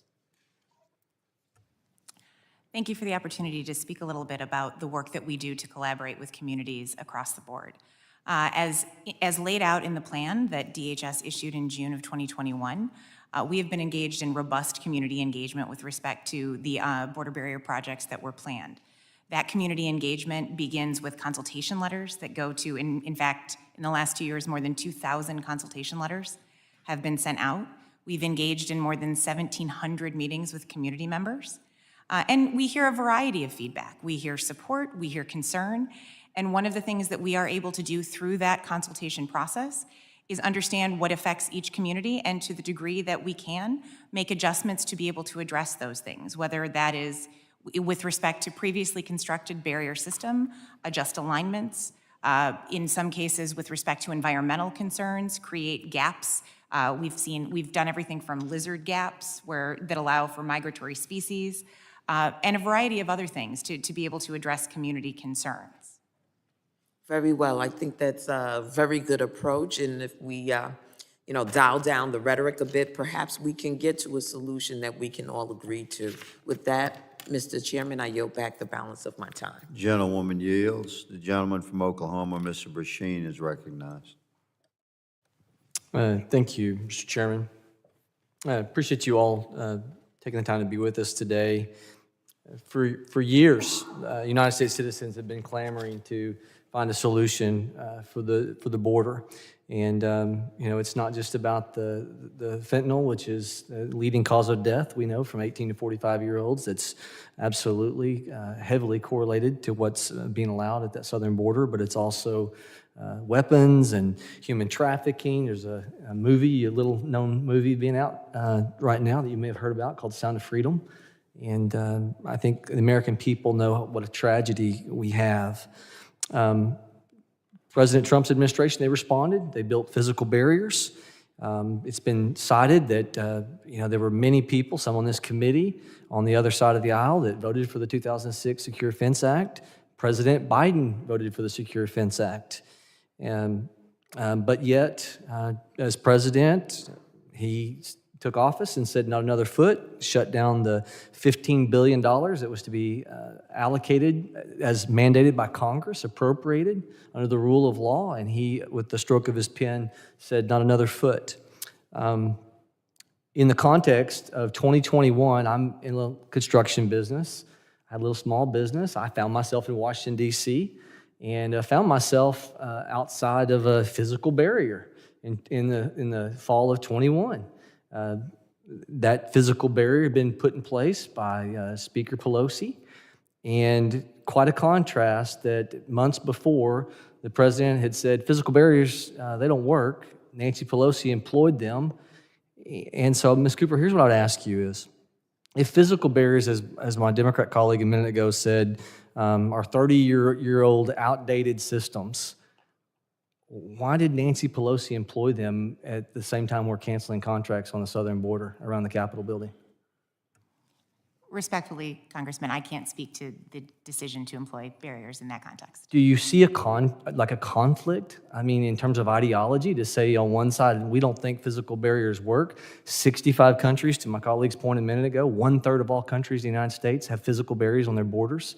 And there's this floating thought pattern out there. Physical barriers don't work. They're outdated. Do you see the hypocrisy when they're used to surround the Capitol building by Speaker Pelosi? At the same time, we're canceling contracts to stop the flow of drugs coming into our country? Again, with respect, Congressman, I can't speak to that.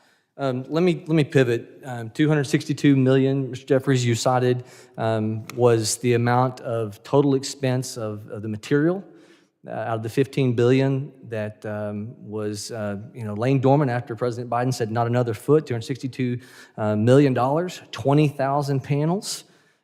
Someone that comes from the heavy equipment world, there's kind of few things you can do with big pieces of metal. I find it astounding that we don't know if there's some states that wanted those materials when the disposition process is to include either Fed or state entities first prior to scrap. It's astounding to me that between GAO and the Corps of Engineers that we don't know, especially with the Texas Lone Star program, they're spending $4 billion a year in Texas. They're putting rent-a-fence up. They're actually putting up physical barriers called rent-a-fence. Why are we not diving in with the state of Texas that has the largest mileage that is lacking physical barriers and asking these strong questions? Hey, we've got material, 20,000 panels. Instead of us looking at scrap, would you be interested in erecting physical barriers? Because they'll all tell you that they work. Is that not something that we need to become more insightful about?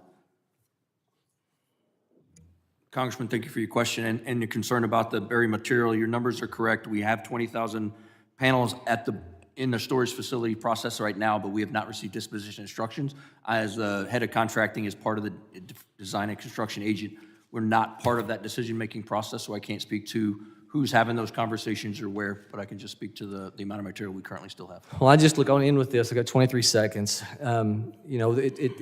Senator Langford from my home state, United States Senator Langford, he has information that's come out. $6 million a day was wasted because of this situation of contracts and place that we're having to lease to put material. That number then... Gentlemen, yield for a second. Can I finish the thought? And then there was $3 million a day, then it became $130,000 every day, and now it's $160,000 a month. It's just a moving target. I mean, regardless, it is such waste, and I think the taxpayers are so disheartened by the waste. And I would Gentleman yield for yields. the extra Gentleman's 18 seconds time that has I've gone over. expired. The chair recognizes the gentlewoman from Texas, Ms. Jackson Lee, for questioning. Did you need some seconds, Mr. Correa? Thank you. Just wanted to, trying to figure out your comment about comparing the fence around the Capitol and border wall to work or not. I think there's a lot more order now that that fence around the Capitol is gone, right? Reclaiming my time. Thank you. Thank you. Let me thank Mr. Higgins, Ms. Correa, Mr. Ivy, Ms. Bishop for their courtesies on this committee that I've been the ranking member of on this full committee. I think this idea, Ms. Correa, of technology is being ignored. And I think it is important that the obligated funds are not wasted. They are either in DHS or they're either in DOD, waiting for Congress to do its job of reappropriations. But I think that the technology is worthy. Some of what the administration has done with some of the funds has helped the state of Alaska with missile field expansion and 2nd Radio Battalion in North Carolina, 79 elementary school for U.S. military children, fire crash rescue station, et cetera. So it is not wasted. I think we have a general disagreement on the value of the wall. I will say to the gentleman that spoke about fentanyl, I don't think there's one person on this committee, on this panel, that would not join you in a major effort. I, for one, I've introduced the fentanyl bill. I know that the House had one. It wasn't quite my cup of tea, but I'm ready for the fight. And so I hope that we'll have an opportunity to do some of the things that might be within our democratic principles. When I say democracy, and within the justice principles, let's try to do some things together. But I quickly want to just ask a question of Ms. Cooper. What is in the current state of the southern border in terms of migrant numbers? Have those numbers gone down? Do you have knowledge of that? I do not have the most recent numbers in front of me. We have seen, in fact, as of the end of the fiscal year, we have seen approximately 1 million encounters. That is a significant. Okay, you don't have the current. What about you, Ms. Gamler, GSA? Do you have some information about numbers going down or not? We can follow up and provide specific numbers for your office. Let's do that. But let me ask both Ms. Cooper, because your government right before me, DHS, and Ms. Gamler. I don't think because we do not have a wall that this kind of behavior that I'm about ready to report is appropriate. I think we can find ways of dealing with this as we have done before. And certainly we should not be in the category of doing inhumane items. Department of Public Safety trooper sent an email because he was very concerned about actions happening at the Texas border, where the governor has placed wire and buoys in water that brought about a pregnant woman having a miscarriage who was found late last month, caught in the wire, doubled over in pain. A 4-year-old girl passed out from heat exhaustion after she tried to go through it and was pushed back by Texas National Guard. A teenager broke his leg trying to navigate the water around it. And then the incident of a pregnant woman, on a series of previously reported drownings in the river during 1 week stretch earlier this month, including a mother and at least one of her 2 children who Federal Border Patrol agents spotted struggling to cross the Rio Grande. And my understanding is they were pulled from the river and given medical care before being transferred to EMF, but were later declared deceased in the hospital. The second child was never found. This is a DPS trooper providing an email because of his concern of what is happening and forcing people with the buoys and the wire to go into deeper water and therefore drowning. Yes, they are illegally crossing. This is a country of immigrants, but it's a country of laws, and I do understand that.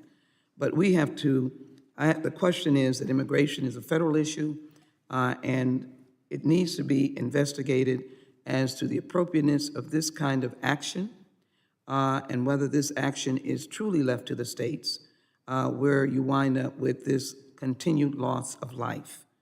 So I'd like this, Ms. Cooper, you have a comment?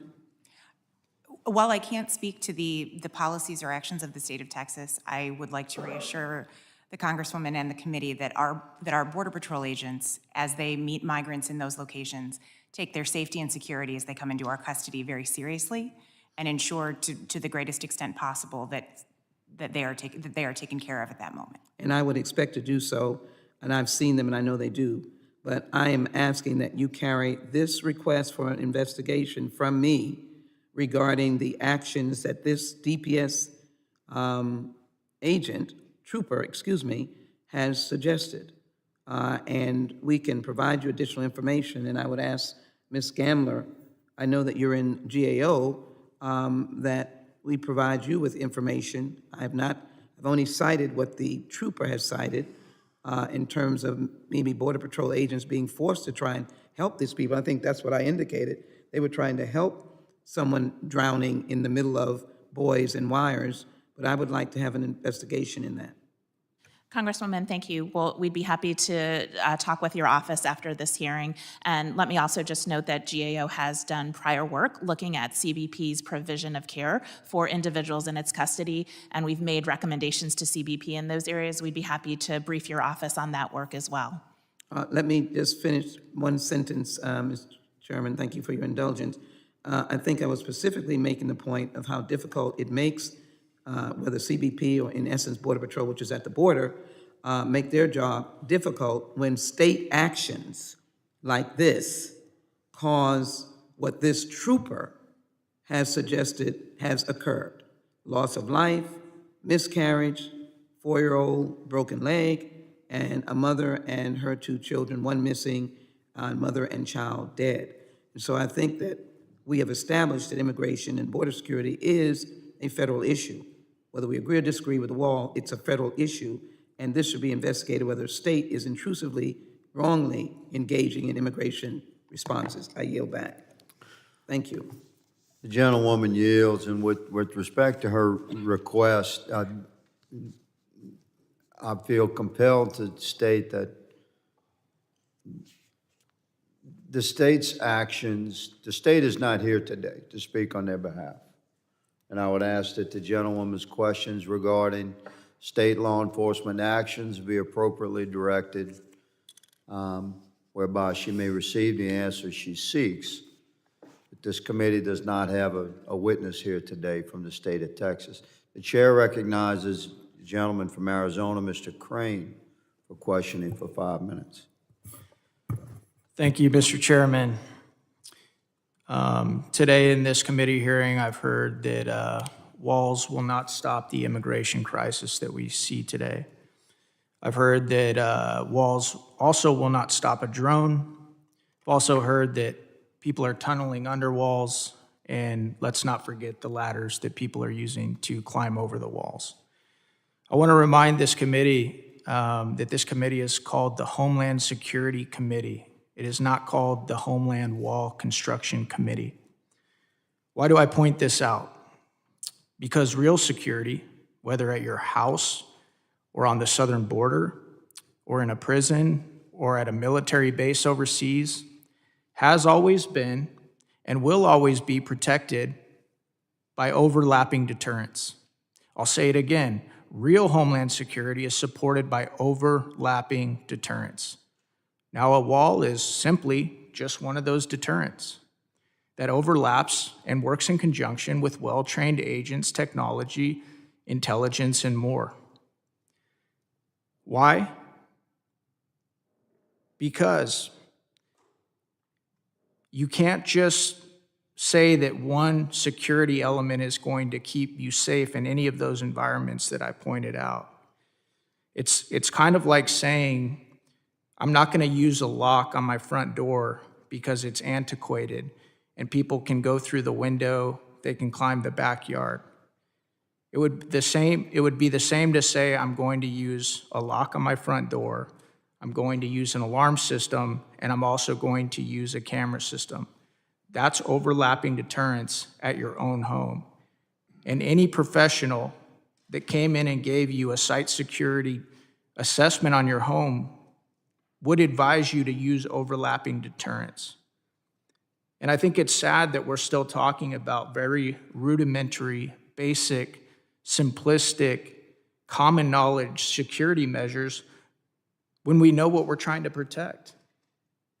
We're trying to protect our citizens, our constituents from all over the country who vote different ways, who think different things, but we know that they're being harmed by everything that we've been discussing in this chamber for months. They're harmed by the fentanyl. They're harmed by the MS-13 gang members. They're harmed by sex trafficking and everything that comes over that southern border. And I'll acknowledge again, we all know that there are people that come over that southern border who just want a taste of the American dream and to work hard and to raise a family. We can all acknowledge that. But if we're ever going to get serious about security, we have to quit pointing out that a wall isn't by itself security. We all know that. Real security is always, always, always contingent on whether you have overlapping security elements, and every Border Patrol agent will tell you that. I want to turn now to Mr. Jeffries. Mr. Jeffries, in your professional opinion, just because something is antiquated like a lock or a wall, do you believe that we should discard it in trying to secure what we want to protect? With respect to your question, Congressman, I believe that we should look at all opportunities that are out there without giving a definitive answer from my position as a contracting agent. Thank you. What about you, Ms. Cooper? It's been my privilege to support the U.S. Border Patrol for the last 5 years. And in my role, one of my chief responsibilities has been working with each sector to identify their full suite of gaps and requirements. Those come in the form of a dozen different master capabilities, including some of the things you mentioned, additional communications capability, but I should say requirements that ultimately lead to solutions such as additional communications capability, additional technology, additional roadways, partnerships, and in certain contexts, barriers, intelligence and information sharing. Right. All of those, when appropriately combined, the right mix in the right place, can add value to our border security enterprise. Thank you, Ms. Cooper. I guess what I'm trying to say is this. This situation at our southern border will not change until my colleagues on the other side, and even those of us on this side, start implementing overlapping deterrents at our southern border, just like we would at our own homes. Thank you so much, Mr. Chairman. I yield back. The gentleman yields. The first series of questions having been completed, we are going to forego a second round of questions for this panel. I very much appreciate the dedication of time that this panel has given the committee today. The members of the committee may have some additional questions for these witnesses, and we ask that the witnesses respond to those questions in writing. They'll be properly submitted. The witnesses are dismissed. Mr. Chairman, if I might, before you dismiss the Gentleman is witnesses. recognized. Thank you, sir. Colonel, if you could send the responses to the questions we raised to the chair and ranking member as opposed to me or someone else, that would be appreciated. Is that fine, Mr. The Chairman? gentleman's comment is appropriate. Thank you, Mr. Chairman. So we're going to recess for 5 minutes, and I Chairman, will gavel in 5 before you- minutes. Mr. Chairman, just a small moment. Another bipartisan moment here. The gentlewoman is Mr. recognized. Chairman, with respect, you assessed the witnesses in front of us. I accept that. But for whatever witnesses that might be able to respond to my inquiries, I would like them not to be hindered and to be able to get back with me on that, Mr. Chairman. Noted. Noted. Thank you so very much. And agreed. Thank Good you. lady. The witnesses are greatly appreciated and are dismissed. The committee will be in recess for 5 minutes, and I will gavel in 5 minutes. If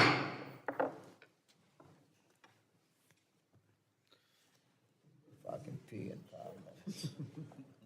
The older I get, it becomes a question.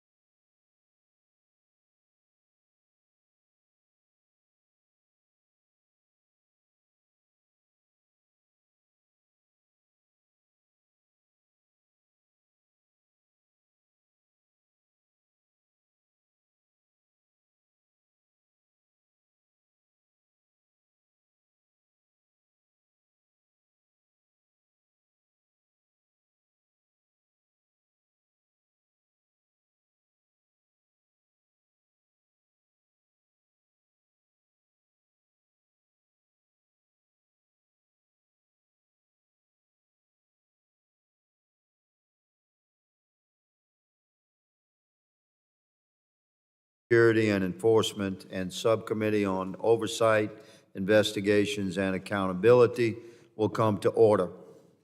I'm pleased to welcome a compelling panel of witnesses before us today to provide insight on this important topic, and I ask that the witnesses please rise and raise their right hand. Do you solemnly swear that the testimony you will give before the Committee on Homeland Security of the United States House of Representatives will be the truth, the whole truth, and nothing but the truth, so help you God? Let the record reflect that the witnesses have answered in the affirmative.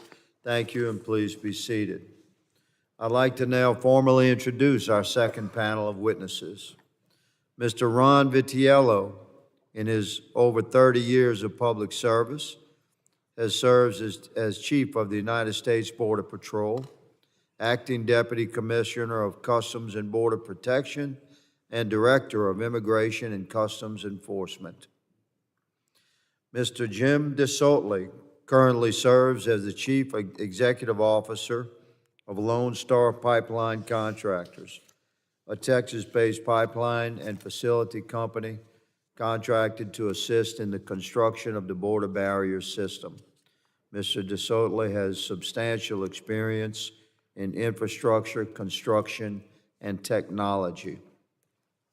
Mr. Russell Johnson is a fourth-generation cattle rancher from New Mexico who has experienced firsthand the impact of an unsecure border and the repercussions of the decision to cancel construction of the border barrier system. Mr. Johnson also previously served as a United States Border Patrol agent. And I have Mr. Tenorio. I thank you for being here, Mr. Tenorio. I do not have a summary of your background. You're going to recognize Mr. Correa to introduce him. And I will recognize the ranking member to introduce his witness. Thank you, Mr. Chairman, for the honor. Let me introduce neurosurgeon UC San Diego, Dr. Alexander Tenorio. Dr. Tenorio has been on the front lines treating traumatic brain injuries caused by border wall falls. Mr. Tenorio has published multiple studies documenting the tragic increase in the number of traumatic injuries and mortality caused by the decision to increase the border wall's height to 30 feet. Dr. Tenorio is also focused on the economic burden that the increase in traumatic injuries falls have created for hospitals in the San Diego area. Sir, Dr. Tenorio, thank you for being here today with the subcommittee and look forward to hearing your testimony. Thank you, sir. I thank Ranking Member Correa. I thank all the witnesses for being here today. I now recognize Mr. Vitiello for 5 minutes to summarize his opening statement. Good afternoon, Chairman Higgins, Chairman Bishop, Ranking Members Correa and Ivy. I'm glad to be with you today and look forward to discussing my experience in border and national security and all things related to my 34 years as a public servant. I entered on duty in the Border Patrol in Laredo, Texas. I first took the oath in 1985 and reaffirmed it in action as I worked my way up the chain of command, serving in Texas, Arizona, Vermont, and holding leadership positions as Chief Patrol Agent, the Chief at Headquarters. I served as CBP's Acting Deputy Commissioner for over a year and served as the Acting ICE Director while seeking confirmation, being nominated by President Trump. In 2019, I chose to retire from federal service, and now I'm happily in the private sector. While in Headquarters as a Chief and as the Chief in Rio Grande Valley sector, I was responsible for evaluating and setting requirements for border wall in the front line and served at Headquarters during the implementation of the 2006 Secure Fence Act, which deployed 700 miles of border barrier. As the deputy at CBP, I also oversaw the team that set requirements and estimates for the border wall system in 2017 and 2019. The team at CBP and I delivered several prototypes in 2017, giving the operators and builders more knowledge of the best kinds of wall attributes, including anti-breach and anti-climb features. Wall is not the full solution. Wall must be augmented with sensors in all weather access roads and a sufficient number of agents to safely patrol and apprehend smugglers and contraband and criminals that will still cross the border illegally. By combining physical barriers with state-of-the-art,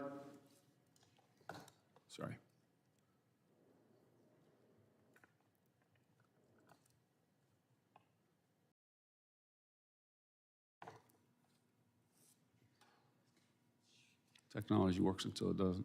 Take your time, good sir.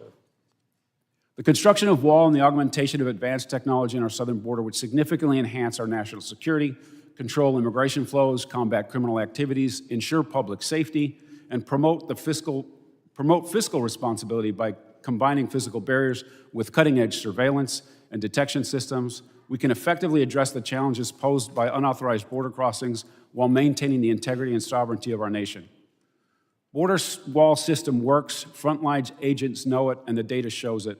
Walls provide agents and operators with an anchor to place technology and patrol assets which can operate more safely and effectively.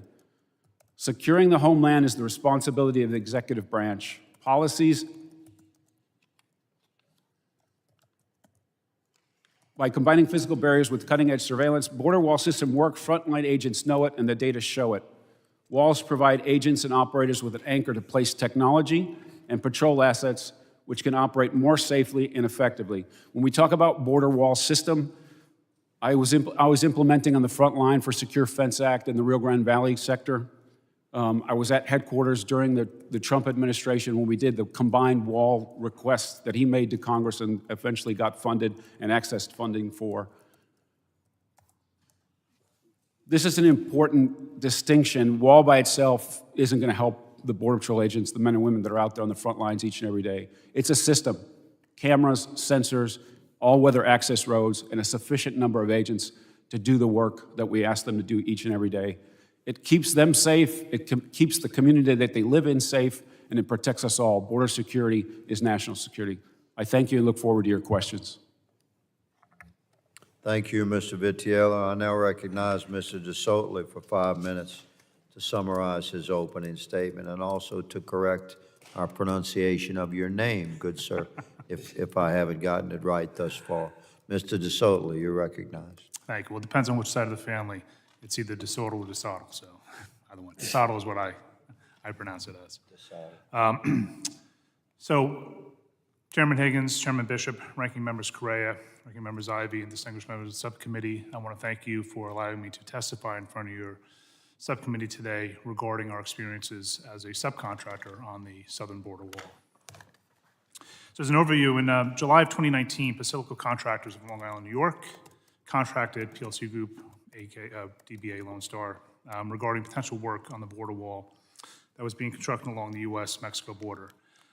Lone Star immediately engaged in discussions with Basilico and ultimately signed a subcontract with Southern Border Contractors to provide loose concrete, aggregate for sections 08 and 09 in McAllen, Texas. So SBC was a joint venture between Basilico and SBC. So Lone Star was responsible for providing loose concrete for the footings of the border wall, as well as grout and necessary aggregate for temporary roads, drainage, and other applications. Lone Star purchased 2 mobile cement plants, 7 cement trucks, and various other equipment necessary to fulfill the contract. So at this point in time, we were just getting into heavy civil. We were a pipeline contractor in Midland, Texas. We chose this opportunity to actually get into heavy civil. So we went out and spent a lot of money on equipment in order to make that happen. We won the contract. We were very excited about it. July 2020, Lone Star commences work on the border wall in sections 08 and 09 in McAllen, Texas. In January of 21, President Biden took office and issued a suspension work order for the border wall construction. Contractors were actually required to stand by per our contract, so we had to keep our equipment and our labor on site. There was no indication of how long this was going to be taking place, so we were left in the dark. There's really no communication around how long we would have to have that equipment and that labor on site. One other note, we were not able to submit any invoices during this period. So we're paying for labor, we're paying for equipment. No invoices were being able to be submitted. The Army Corps of Engineers would not accept invoices. And I want to be clear, the Army Corps of Engineers was not the issue here. The Army Corps of Engineers was simply following their orders, okay? This went far higher than the Army Corps of Engineers, so I have no animus towards the Army Corps. This is something that I think the administration and Congress in general needs to look at when it comes to small contractors like ourselves, put in situations like this that ultimately put us into a position where we're nearly bankrupt. May of 21, we sent a letter to the Army Corps of Engineers requesting guidance. To date, we've received no communication back on that letter. Lone Star retained in May of 21 Williams and Mullen, a law firm actually out of Washington, D.C., Dixon, Hughes, and Goodman, which are accountants. So we went and found the proper lawyers and the proper accountants to actually deal with these federal contracts. We knew as a subcontractor that we were limited in what we do with the government. As Colonel Jeffries actually stated, as a subcontractor, I do not have the right that a prime has. I basically have no voice with the federal government, period, end of sentence. So we hired these law firms, we brought them in, they worked with our primes, law firms and accounting firms in order to try to shepherd us through this process. So this is May of 21. In September 21, we sent a second letter to the Army Corps of Engineers requesting guidance on payments and monies owed, no response. October of 21, the Army Corps officially cancels the border wall contract. And as I spoke to Colonel Jeffries after his testimony, what ended up happening here, and I will speak further to Colonel Jeffries about this, is the contract was canceled and then it was reinstated. And our law firm and our accounting firm both said the same thing. They'd never seen this happen before. So now I'm in a position as a subcontractor. My prime's contract is now put back into operation, if you will. I cannot submit a termination settlement proposal because we still have an active contract. So now I'm stuck in a catch-22 in this lurch, and again, time is moving on. October of 2021, SPC is notified that the contract was reinstated for purposes that I just went through. They actually had to go back to the border to actually, they were contracted to go back and deal with safety issues. So when we stopped construction, there are many holes in the wall, there's ditches, there's all kinds of safety issues there. And to prevent people from injuring themselves, they went back to actually cure these issues. So that's why they were actually, and they're still down there, by the way, they're still working on this to this date. November 21 through July 22, Lone Star works with SBC's attorneys, Southern Border Contractors attorneys and accounting firms, as well as its own attorneys, to put together our TSP. So this is November 21 through July of 22. So, months and months go by. We're paying our attorneys, we're paying our accountants, 6 figures to make this all happen. July of 22, on the advice of our attorneys, Lone Star finally submitted a TSP. So basically what we did is we went to our prime and we said, we cannot wait any longer. We're going to submit. If the Army Corps throws it back at us, they throw it back. But we're hopeful that they see the urgency here and they actually take it. October of 22, so now we're almost 2 years into this. So January 21 to October of 22, nearly 2 years, we finally get an official meeting with the Army Corps of Engineers. And that started the audit process. So November 22, the audit process officially started. July or June of 23, or actually today, we are still in that audit process, okay? So we are now 2 years, 7 months without payment from July 21st of 2021. So we're in 2 years, 7 months. We're a small construction company. This is $3.6 million. That's a lot of money for a company of our size. It has had a substantial impact on our business. It's hurt us with our vendors. It's hurt us with potential contracts. So I can't, and the sad thing is we were literally trying to get into the heavy civil. This actually killed it. So we were actually moving, we were trying to diversify, we were getting into renewables. This actually, put a period on that sentence. We no longer can do that. So I thank you for your time. I thank you for listening to my my testimony, and I look forward to your questions. Thank you, Mr. DeSoto. I now recognize Mr. Johnson for 5 minutes to summarize his opening statement. Chairman Higgins, Chairman Bishop, Ranking Member Correa, and Ranking Member Ivey, and distinguished members of the subcommittees. Thank you for the opportunity to testify today on the Biden administration's decision to stop border wall construction and the effect that it has had on Americans like me who live and work on or near the southern border. It is an honor to share my story with you all today, but also disappointing that this issue still exists. I'd like to speak briefly about my background and my relationship with the border. I was born and raised in southern New Mexico on a cattle ranch that borders Mexico for approximately 8.5 miles. This ranch has been in my family since 1918. Border issues are nothing new to me or my family. For example, my dad and my uncle had a pickup stolen from them at gunpoint by young men who had been guarding a drug field in Mexico. Cattle thieves have crossed into the United States to steal our cattle, and illegal immigrants have caused property damage, left trash, and broken into the homes of several of my family members. I also served 5 years in the United States Border Patrol as a patrol agent in El Paso, Texas. During my service, I worked along the Rio Grande River as well as spent 2 years with Air and Marine Operations. I resigned from the agency in 2016 in order to return to the family business. This experience has given me a unique perspective on the border, as I have seen it through the eyes of a stakeholder as well as a law enforcement officer. For over 100 years, our entire section of border was no more than a 5-strand barbed wire fence that my family and I maintained at our own expense. This fence was constantly damaged by illegal traffic, and no government agency would accept responsibility for this international boundary. In 2008, Normandy-style vehicle barrier was installed along roughly half of our border. Though an improvement, it did not solve the problem. The remaining border was still barbed wire fence, and this left us vulnerable to illegal foot traffic and vehicle drive-throughs. In April of 2020, wall construction had begun on our neighbor's ranch. Finally, a sense of security and relief from an open border was being provided. Normandy barrier and barbed wire fence was going to be replaced by a 30-foot tall concrete reinforced steel barrier with stadium-style lighting and sensor technology that provide agents real-time data on attempted crossings. This project came hot on the heels of the surge of traffic we had seen in 2019. As construction began on our ranch, illegal traffic was pushed to areas without the wall. The wall system was going to be the force multiplier that Border Patrol needed to gain operational control of the southern border.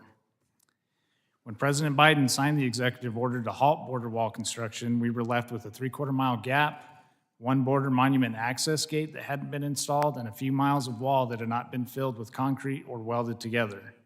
Contractors were told to stand down, leaving their equipment, material, and debris scattered along the border.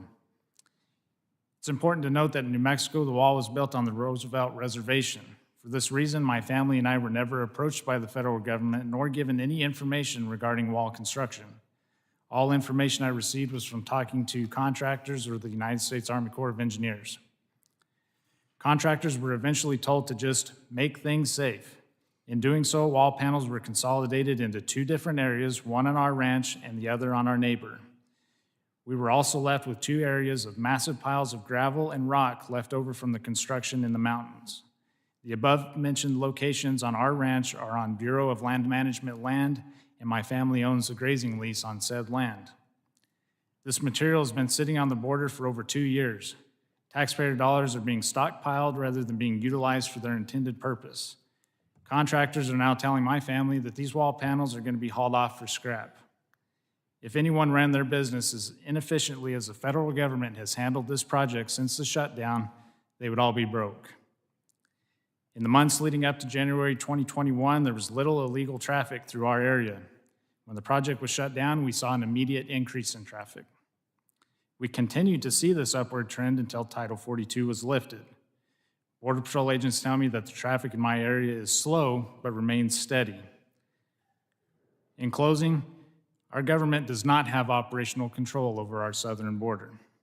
I rarely see an agent on the border in our area.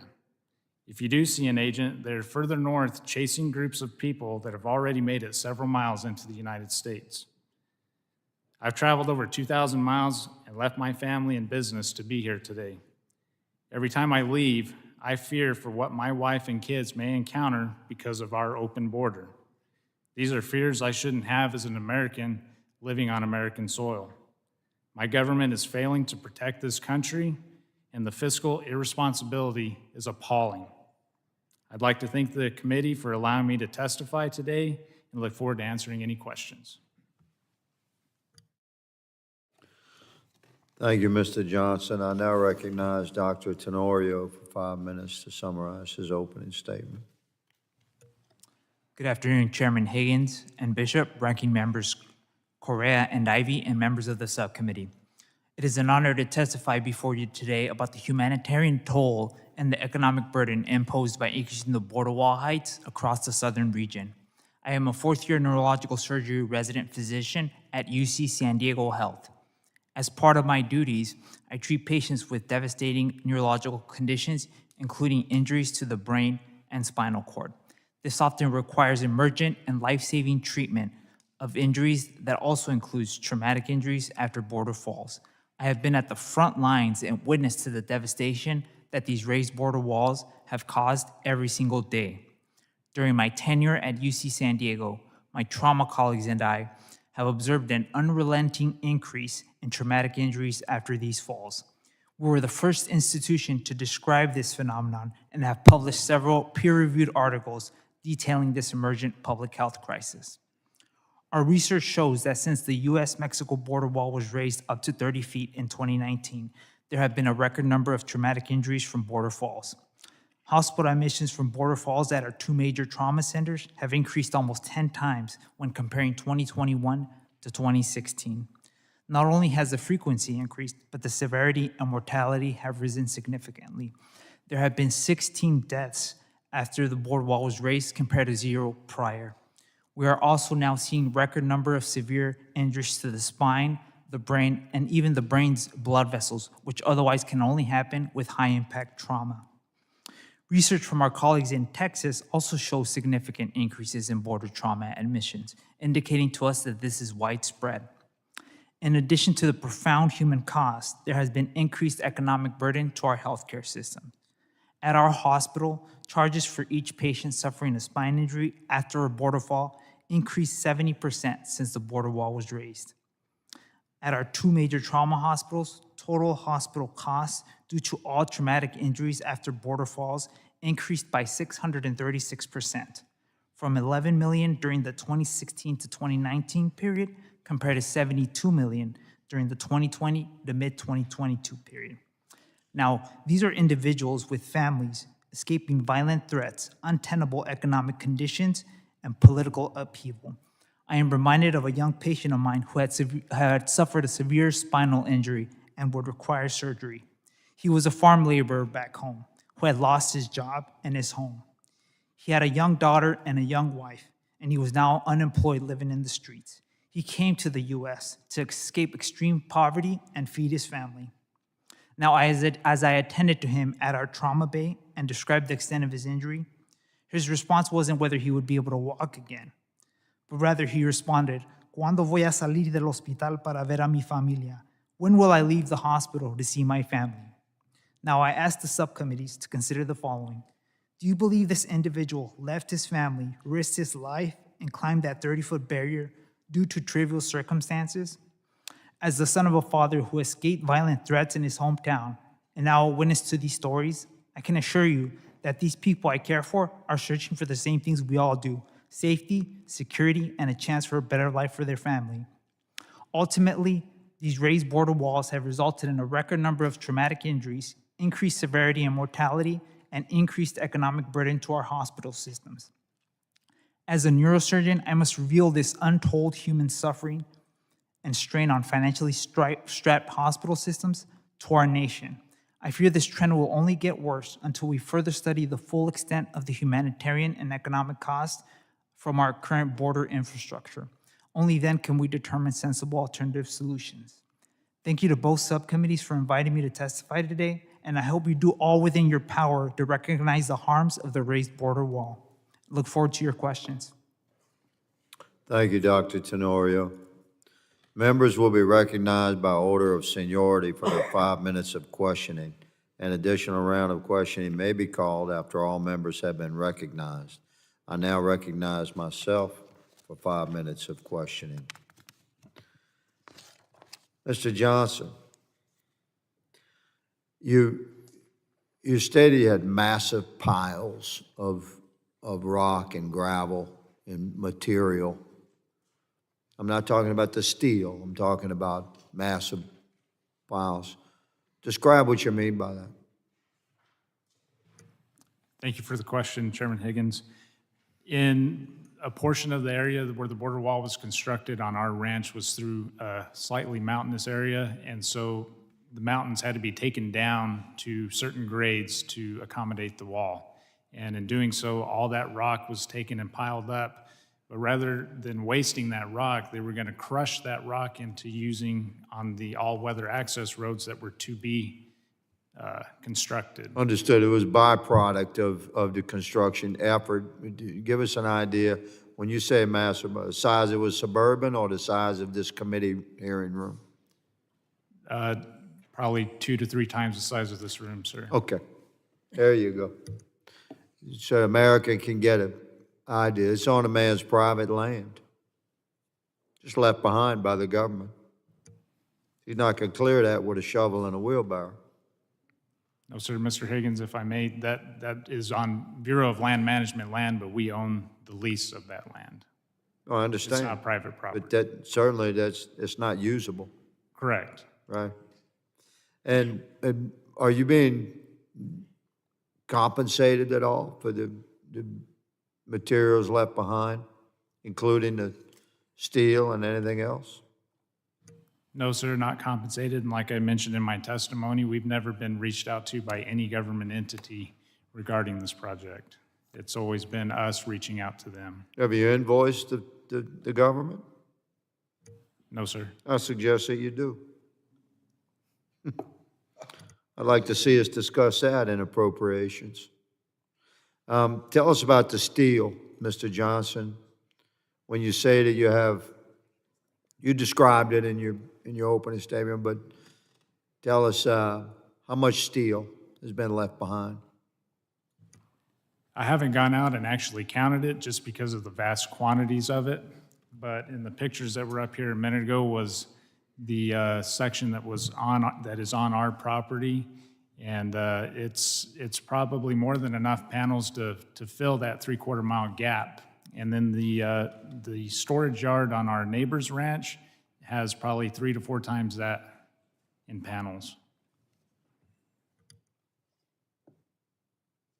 And you're by your observations, the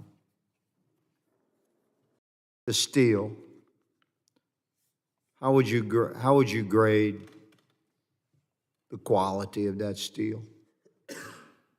This grade A top American-made steel, when it was brought in for fabrication, it was brand new, hot off the presses. You were a border agent at one time, sir? Yes, sir. You recall the original wall construction, those sections made from surplus DOD panels from the Vietnam era? Yes, sir. So relative to that, what my colleagues have said, old technology and, I mean, physical barriers as a concept for security shouldn't be quantified as old or new. It's a moving target. Will you describe this steel that's left behind as modern steel and robust steel as compared to the old steel that you witnessed and encountered when you were a border agent, the original wall? There's truly no comparison. Those bollard wall square tubings are 1/2 inch thick with 2 joints of rebar and filled with concrete. There's absolutely Are you familiar with the concrete that we had anticipated filling those bollards with? In what sense, sir? The kind of sense I can't even explain to you right now. So you've traveled a long way, and I want to acknowledge, Mr. Johnson, that you've dedicated a great deal of personal time to get here. We thank you for that.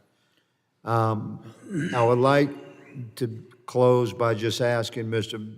Vitiello, you had 3 significant leadership roles in the Department of Homeland Security. How do you think things are going down there? We're in the middle of the worst border crisis than we've ever seen. This administration chose to make incredibly bad choices about the policies that exist at our border today versus what they inherited. And just as an example, illegal migration along the southwest border when this president took over was at 45-year lows. Now we're seeing the worst surge ever. And even at half is what it was before Title 42 ended, it overwhelms the system that exists. Yes, sir. My time has expired. I thank the panelists. I recognize the ranking member for questioning.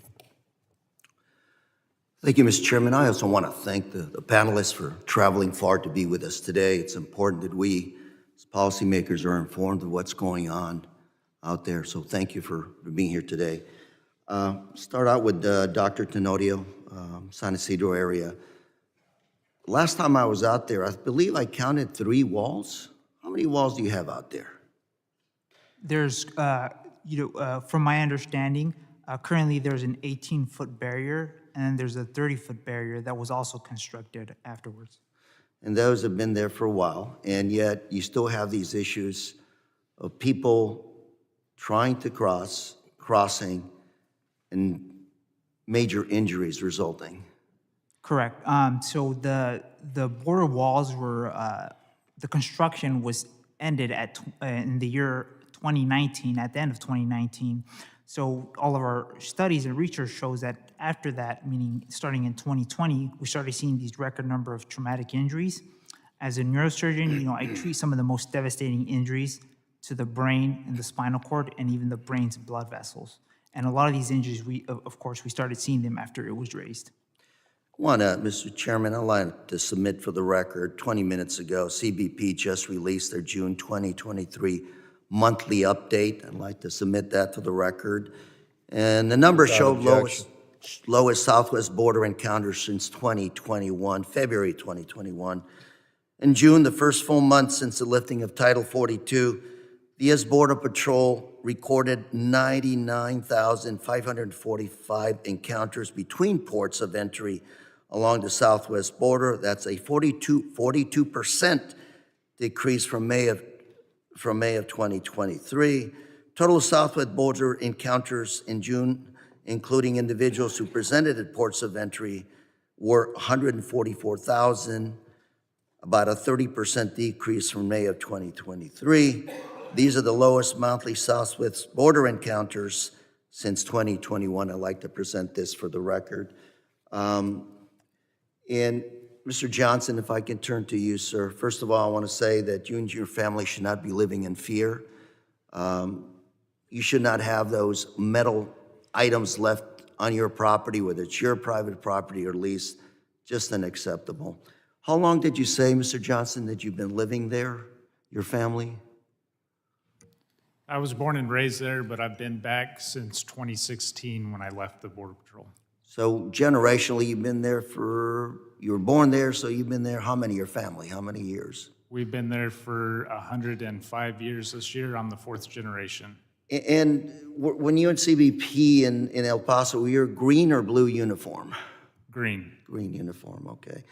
And I'm in my mind, trying to figure out what's going on in that area. Was it this unsafe 100 years ago?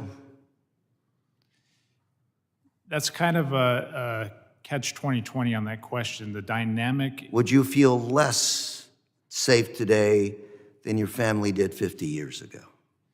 The demographic of the people crossing today versus 20, 50 years ago is completely different.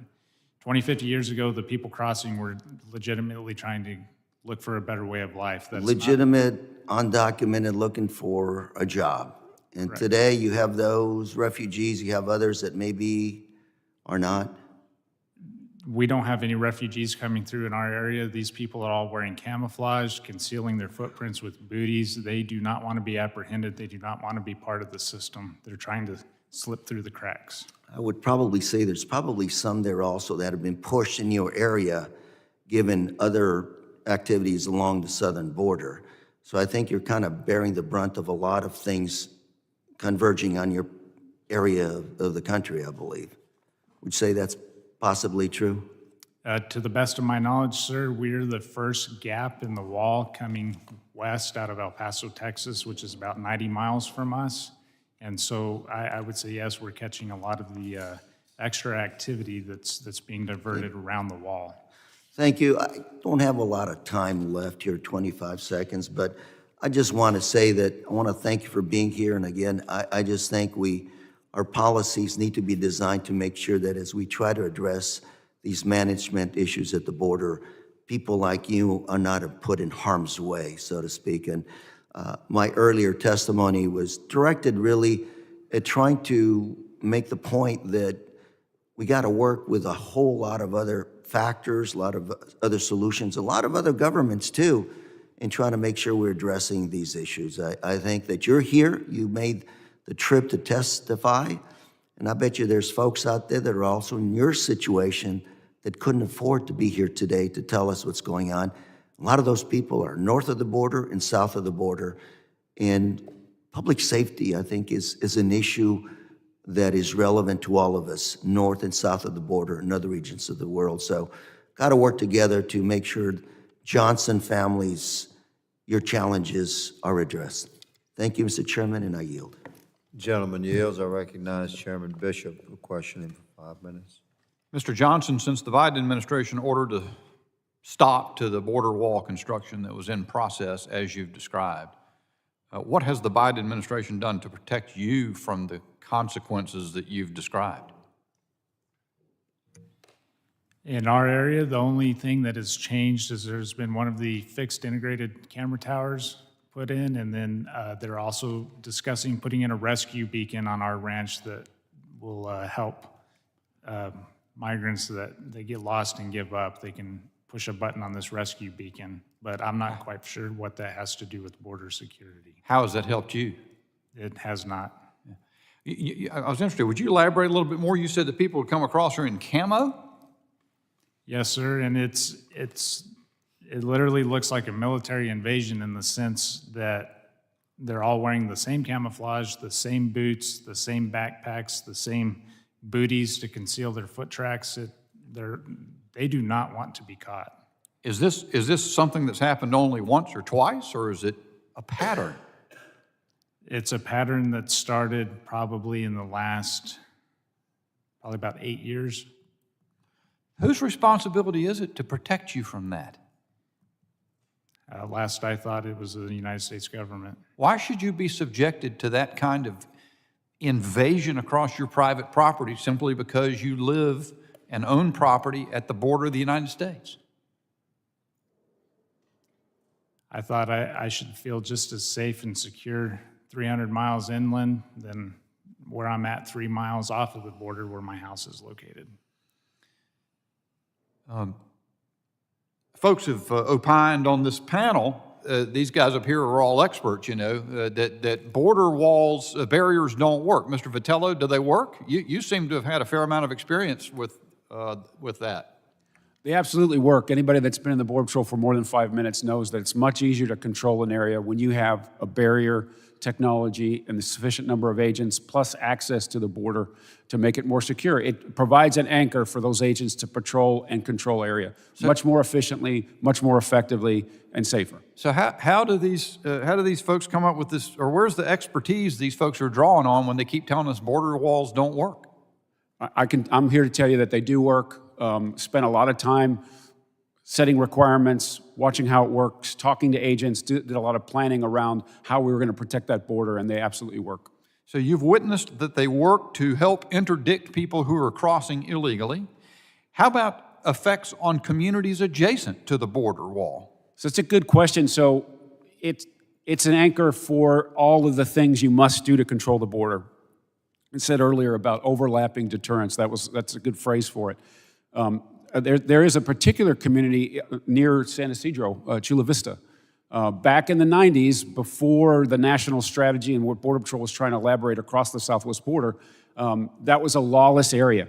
They had a chain link fence. Has been described by reporters, it was so badly overrun that it looked like a hammock. And just north of that area of the border was a no man's land. It was a big open area where nobody wanted to be. When the sun went down, bad things happened inside of that small canyon.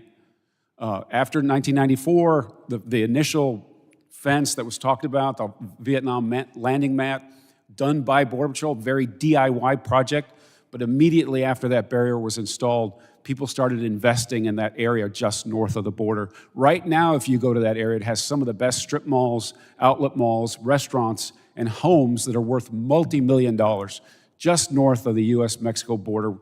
25 years ago, people would not go anywhere near that place when the lights were off, when the sun went down. And now it's one of the best neighborhoods in the region. Mr. Johnson's family might be envious of that. Mr. DeSoto, what are the consequences for your business, for your family, of the federal government's unbelievably reckless means of curtailing this construction, ending this construction? Thank you. The impacts have been primarily financial, stress-related as well. It's put a significant financial burden on our business. So we have, Are you going to make it? Or are you going to fail? I never like to quit. I like to think that we will make it. It's not easier though, but the reality is right now, it's fairly complicated. Our financial situation is fairly complicated. It actually involves the federal government and involves a Main Street loan, which is very difficult to deal with. The Main Street loan is not something I can go and renegotiate like I could if I had a bank. So my debt is with the federal government, which does not allow me to renegotiate. So it's not going to be easy to make it, to be quite honest. Yeah, that's the honest truth. God bless you, sir. Mr. Johnson, your family as well. My sympathies are with you. My time has expired. The gentleman yields. Ranking Member Ivy is recognized for 5 minutes. Thank you, Mr. Chairman. I did want to follow up on Mr. Correa's point with respect to the new information that just came from CPB. That in the new numbers for June 2023, 144,607, looks like that's roughly, I guess in May 2019, the number was 144,116. So I guess it's comparable to where it was during that time in the Trump administration. I also want to mention, just ironically, this morning I mentioned my appreciation for the chair's comments and mentioned that, yes, working together is a good thing. Let's see if we can do that. And then I stopped by my office a few minutes ago and I got an article from, looks like the Daily Caller, Jennifer Taylor, and it says, exclusive, House GOP is about to drop a massive report alleging that Biden's DHS chief broke the law. I guess this is a build on to the 55-pager that we got the morning it was released a few weeks ago. The chairman, Green, the full committee chairman, goes through and discusses what's in it and the dereliction of duty claims and the like. I guess this is more efforts at the trying to push this towards the effort to impeach the secretary. I don't know who's filed which articles of impeachment for who over there, but this is kind of the same thing I was talking about a few minutes ago. So, Mr. Chairman, I appreciate the way you've run this hearing, I really do. But there's a context to this, and that's kind of a disappointing piece. Mr. Vitello,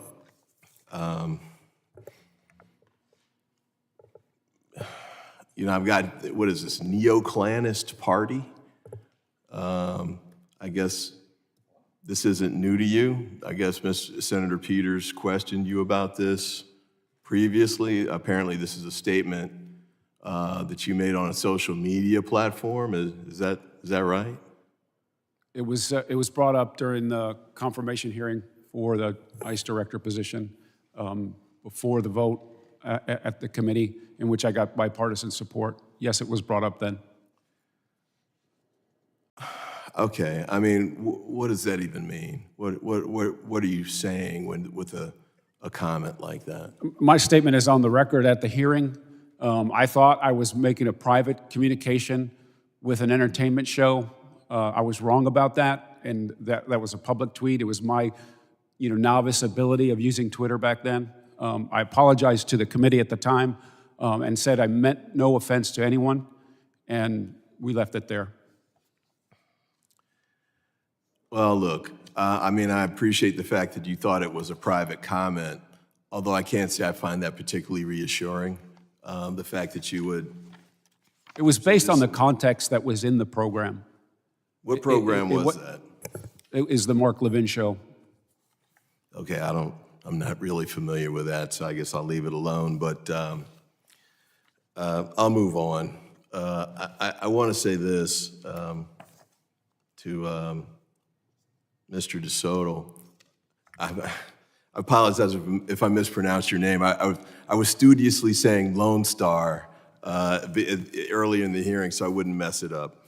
But as I said earlier, I don't know if you were in the room or not, but I really think it's important, and I guess this would apply to you too, Mr. Johnson, that the government takes steps to make sure that you're made whole as much as possible. I find your scenario particularly troubling because you're a business trying to act in good faith, contract with the government through a prime contractor, but that really shouldn't expose you to the type of scenarios that you've described here today. So I do hope that steps will be taken to address that, and we should be getting a response from the Army Corps that was promised to us. Mr. Johnson, I'm not as clear on what to do for you. I don't know if that's an Army Corps deal or not, but I do hope that we can try and take steps to address what's happened with you.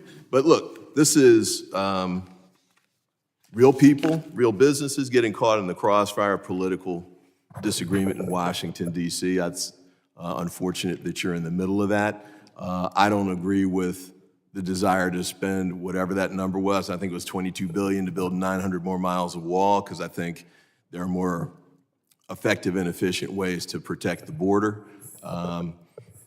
My colleagues over here disagree.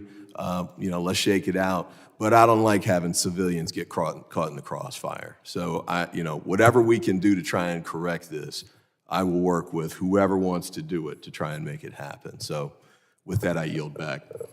Gentleman yields. Gentlewoman from Georgia, Ms. Green, is recognized for question. Thank you, Mr. Chairman. Mr. Vitiello, I would like to thank you for your service as our former U.S. Border Patrol chief. I really appreciate the job you did there. And I would also like to apologize to you on behalf of the committee for the accusation that just came against you. You were confirmed in a bipartisan Senate, so just wanted to extend that to you. Thank you very much. I had a good run in government, I got cleared through the committee and was very close to a full confirmation, so thank you. Yes. And also I would like to point out, it was said on this committee earlier that the border wall was an anti-American movement. That was said by a Democrat member earlier, and I think that is an egregious thing to say. The border wall was, being built to protect our country, protect our border, help our Border Patrol agents. I think the most anti-American moment in this country was when a giant fence was erected around the Capitol and left there for months, and our U.S. military was brought in and forced to sleep on the floor in parking garages for months at a time. I think that's an anti-American moment. But I'll move on. The CBP One app. Would the gentlelady yield? No, she will not. I will not. All right. The CBP One app is now allowing the orderly invasion of 1,500 illegal aliens per day into our country. And this is a serious problem. Mr. Johnson, as you live, you said, is it 3 miles from the border? Yes, ma'am. Has the CBP One app, with its orderly invasion, sending people to ports where they can make an appointment in their convenient time and choose a port of entry where they show up, and then they're allowed to come into the United States at the expense of the United States taxpayer, has this slowed down or stopped people from crossing the border and coming onto your land? I can't speak to how the app's really helped, because up until just a few months ago, I wasn't even aware of this app, but we still have traffic coming through. It has slowed since Title 42 was lifted, but it has never stopped completely. So it's never stopped. So people are still crossing the border illegally onto your land. This headline, I read it on our earlier panel. DHS announces steps to protect border communities from wall construction. This was an actual headline from 2021, April 30th, 2021. Did the wall construction or the border wall, did you feel threatened? Was your safety threatened by the wall? It was quite the opposite. We were so glad to see it. It was, like I say, an answer to our prayers, because that was going to be some safety and security we had never seen before. That's what I thought. It seems like it was a very good thing. It was actually helping. We had a Democrat amendment on this committee to disarm Americans 200 miles into the United States, taking away their guns. That would be you. It would take away your guns if that were made law. Do you think taking away your guns would help keep you and your family safe from the people that are constantly invading, coming across the border onto your land? Would taking away your guns help keep you safe? Absolutely not. In our area, we are so rural, the only law enforcement we have is Border Patrol. Sheriff's Department's stretched thin, response times are well over an hour. You have to rely on yourself for your own safety. So the Second Amendment, your right to bear arms, is your first line of self-defense. It's not just a luxury, it's a necessity. Thank you, Mr. Johnson.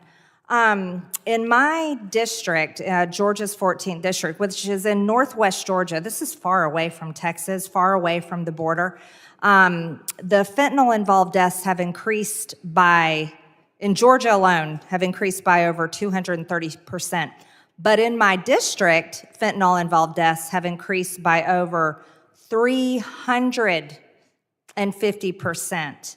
And this looks to be, as it has to be, a direct result of the Biden administration's policies.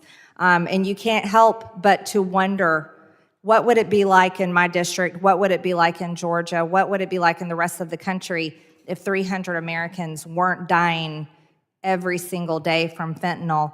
So Mr. Vitiello, I'm sorry if I keep saying it wrong, I apologize. Would it be fair to describe the border wall, had it been completed, or at least what we have, as a force multiplier for Border Patrol in areas where it was installed? 100%. Where you have that barrier, you have an anchor for all of the technology and all of the operations that need to occur in that place in the world. And so when you control that area, that gives agents more opportunity to find and rescue people that are in distress, to find and rescue people who are being trafficked, to stop fentanyl from coming into the United States. It's a terrible situation that we're in. We talked a little bit about smuggling through these areas. All smuggling is organized, whether it's narcotics or people. And these cartels are being enriched because the pipeline that was opened up at the beginning of this administration is still open, regardless of CBP 1, regardless of the number of people, the reduced apprehensions, the reduced encounters. There's still thousands and thousands of people coming to the border every 24 hours. And having the right kind of infrastructure, having enough and sufficient agents, well-trained, and having the technology to support them is still important and always will be. I did this work for a long time. The American people have demanded a secure border for the entirety of my career, most acutely after 9/11, but that desire still continues, and it hasn't been addressed in a sufficient way. There was a lot of progress made in the last administration. That's all been ripped down now. Thank you. I yield, Mr. Chairman.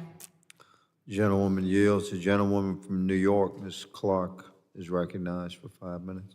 Thank you, Mr. Chairman. I'll want to yield some time to the ranking member of the O&I subcommittee. Thank you, ma'am. I just had two quick comments. One was, it was surprising for me to hear that suggestion that putting up a fence around the Capitol after the invasion and raid that led to the deaths of several police officers was more dramatic or less dramatic than the actual invasion itself. So Walls work, apparently.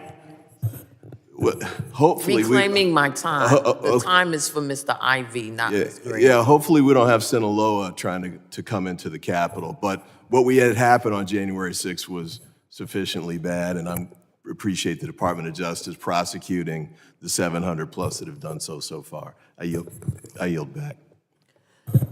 My question is actually for Dr. Tenario. Migrants who cross the southwest border in search of a better life in the United States face a perilous journey across rocky and dangerous terrain. All too often, Border Patrol agents find migrants who have been injured, dehydrated, or even drowning in the rivers along the journey. But just as dangerous are attempts to climb and breach the border wall, particularly since the Trump administration increased its height.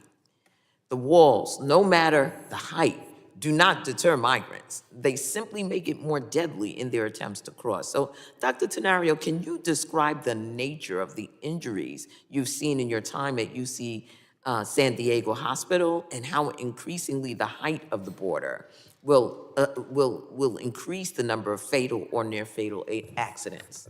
Yeah, thank you for the question. So as a neurosurgeon, I see some of the most devastating neurological injuries to the spine and the brain. which, as I mentioned, often require life-saving treatment.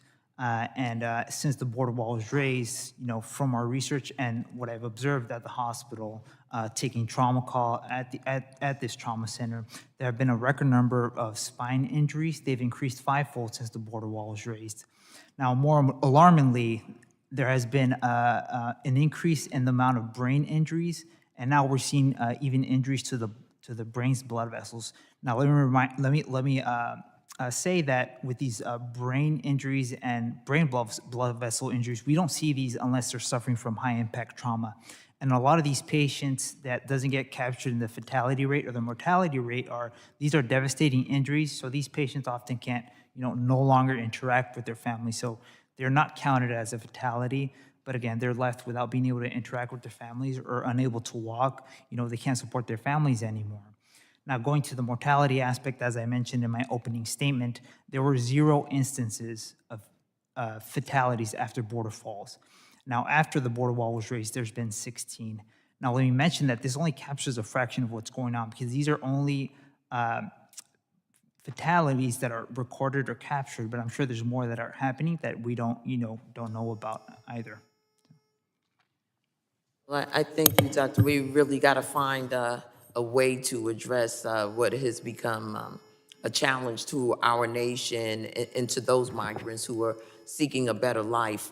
Certainly, climbing a border wall only to drop to your death or to a brain injury is not what they had in mind. They just wanted some freedom. With that, Mr. Chairman, I yield back. Gentlewoman yields. The gentleman from Mississippi, Mr. Ezell, is recognized for 5 minutes. Thank you, Mr. Chairman. Mr. Johnson, during my first few months in office, I visited the border and saw firsthand the impacts of the Biden administration's refusal to resume border wall construction. In front of the mile-long gaps in our border system, there is steel that is literally rusting away. You said the federal government is treating your land like a warehouse because of canceled border wall contracts. Have these abandoned construction materials impacted your ranching business? The areas where these materials are located are impacting us minimally in the sense of like cattle grazing, but it's more aesthetically displeasing, but it's more troublesome that it's sitting there on the ground instead of up in the air, serving its purpose as a wall. Mm-hmm. Thank you. What's the government telling you about the steel bollards they left on your ranch? What are they telling you about it? There's been 0 contact about any plans for removal. What we've heard is just from contractors in passing saying that it's going to be hauled off for scrap. So the government hadn't contacted you and said anything? No, sir. Mr. DeSoto, if that's how I pronounce your name, details surrounding the cancellation of contracts have not yet been disclosed, but it's our impression that the government intends to continue the terminations for convenience. Can you talk about what the impact has been on your company while being on standby, waiting for the resolution, and how do these additional costs add up? So the additional costs were in excess of almost $1.5 million that we had to absorb as part of our business.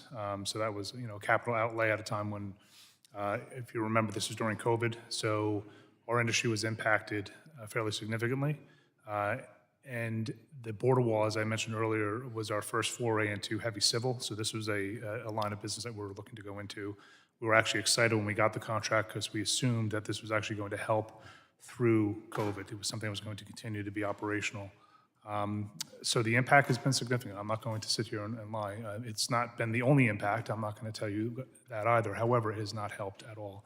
The most concerning thing for me was the lack of communication. The federal government simply can ignore you.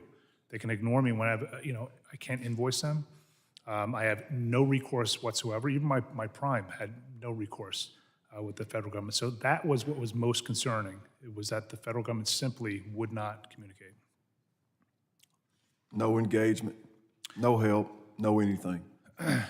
No, I mean, other than, quite frankly, Congressman Pfluger's office, there was no communication from the government. Congressman Pfluger's office actually helped us through a lot of the difficulty. But I mean, there's no payment, but they helped to shepherd us in the right direction on many occasions. Is there any way to renegotiate a settlement? We are currently, we finally got the audit completed. They're offering 50 cents on the dollar for our submission. So that is where we stand right now. So we are actually literally next week probably going to negotiation with the Army Corps of Engineer. And then from there, we'll see, how that goes. It's going to be back and forth, I'm sure, for quite a while. Please stay in contact with our office so that we can try to help you with this. I appreciate that. With that, Mr. Chairman, I yield back. Yes, I do appreciate. The gentleman yields. The gentleman from California, Mr. Garcia, is recognized for 5 minutes. Thank you, Mr. Chairman, and thank you to our witnesses that are here. I just want to also be clear. I think we have not heard real solutions along our border. I don't believe that our colleagues on the other side of the aisle have proposed real solutions. What we've had, and what I've heard over the last few months, are some really out there and crazy ideas. We've heard everything from invading northern Mexico to the assertion that we should be sending missiles into Mexico. A member suggested we should maybe build an alligator moat to protect the border along the Mexican border. And of course, Donald Trump famously said that maybe we should even be shooting migrants in the legs to stop them from coming over the border. So these are actually all ideas that have been brought forward to address our border crisis, all of which are incredibly inhumane.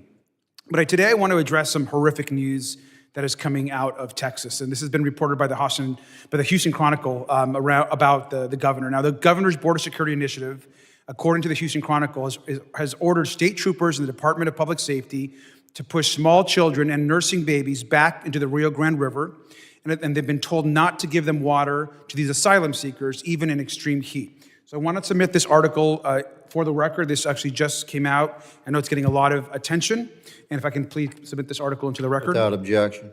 So state troopers on this detail have raised concerns that the policies were over the line and inhumane, and these are accounts from the state troopers in Texas.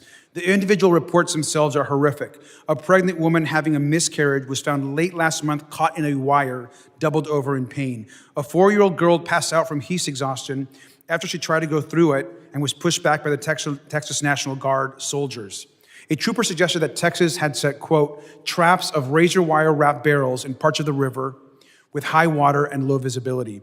And a trap, as we know, isn't something that deters migrants. It's something designed to hurt animals.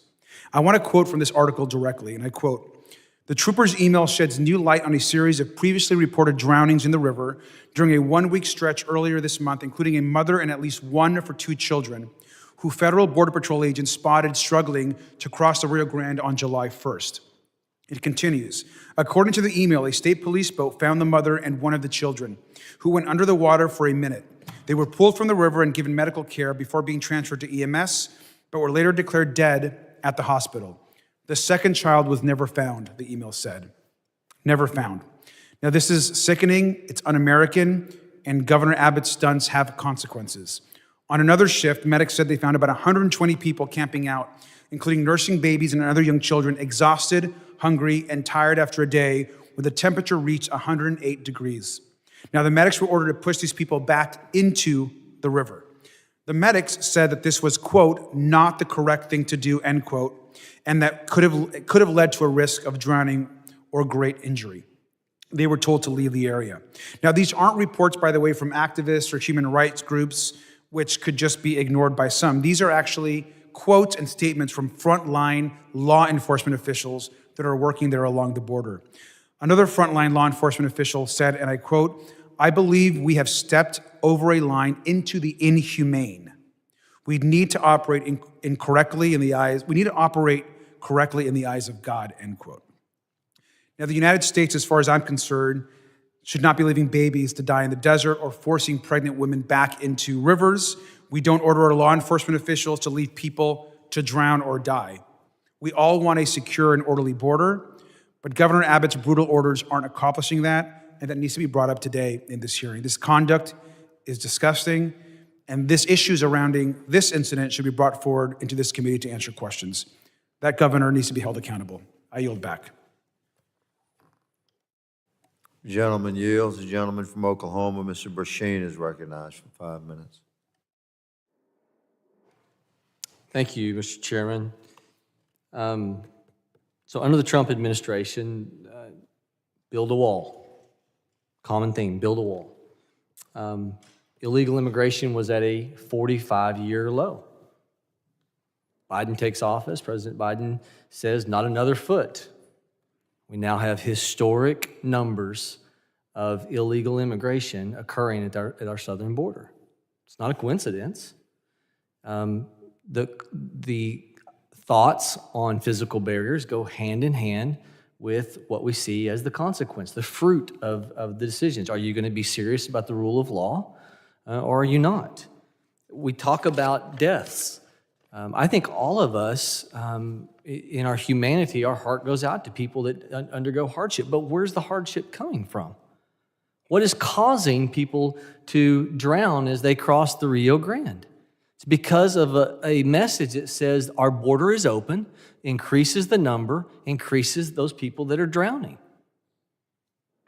We talk about things that are happening. 18 to 45-year-olds, leading cause of death is fentanyl. That's happening now under the not another foot thought. What about human trafficking? What about the 85,000 children that we can't account for in the last 2 years? Sound of Freedom's a movie that's getting a lot of attention. We know that people, those single adults, are using children and they're sending them back across to bring across another single adult. We don't have any idea how many of these children are being utilized for a sex trade. I mean, that's the real tragedy of this, is that we are, by our dereliction of enforcing the rule of law, we're compounding the problems. So, Mr. Tenorio, as the Democrat invited witness to come before us, who has continued, just to make sure I'm understanding this, your contention is because people have fallen off the wall, and you've, as a doctor, have seen more accidents and incidents, you're contending that is justification for bringing down the wall. Am I understanding that correctly? Let me clarify that for you, Representative. So I'm here as a neurosurgeon speaking out on my experience as a neurosurgeon at a level 1 trauma center near the border. But just to reclaim my time, but your contention is because of the incidents of the accidents, the walls should come down. They're causing more injury. That's your contention, correct? Yes or no? That is not my contention, no. So you believe we should continue the wall construction? I came here, I'm not a border policy expert, and that's outside of my expertise. But I've heard you imply that because of people falling off the wall, we should tear down the wall. I mean, I've heard that implication. Am I wrong in understanding you? I did not make that statement. Is that your thought? As I mentioned, I'm not a border policy expert. I think I came here as a neurosurgeon I understand. to speak on what I've seen at the hospital. I've heard the implication. I think it's pretty clear to those of us that you don't support walls because people are falling off walls and they're getting hurt. Here's where I want to go with this. For all of us, just to make a sound judgment call, okay? Mr. Johnson, I read, from 1918, your family's had a ranch. 4th generation rancher. Same situation, except I live in Oklahoma. 1918, my great-grandfather moved in and started a family ranch. I don't have to deal with what you have to deal with. I don't have to go climbing in the deer woods and worry about if I'm out there deer hunting, if I could be the one that could be the prey because somebody that's running a cartel ring could shoot me deer hunting on my own place. That's the kind of what I understood from what you described. You deal with that. That's a sad reality. I want to go back to this thought, though.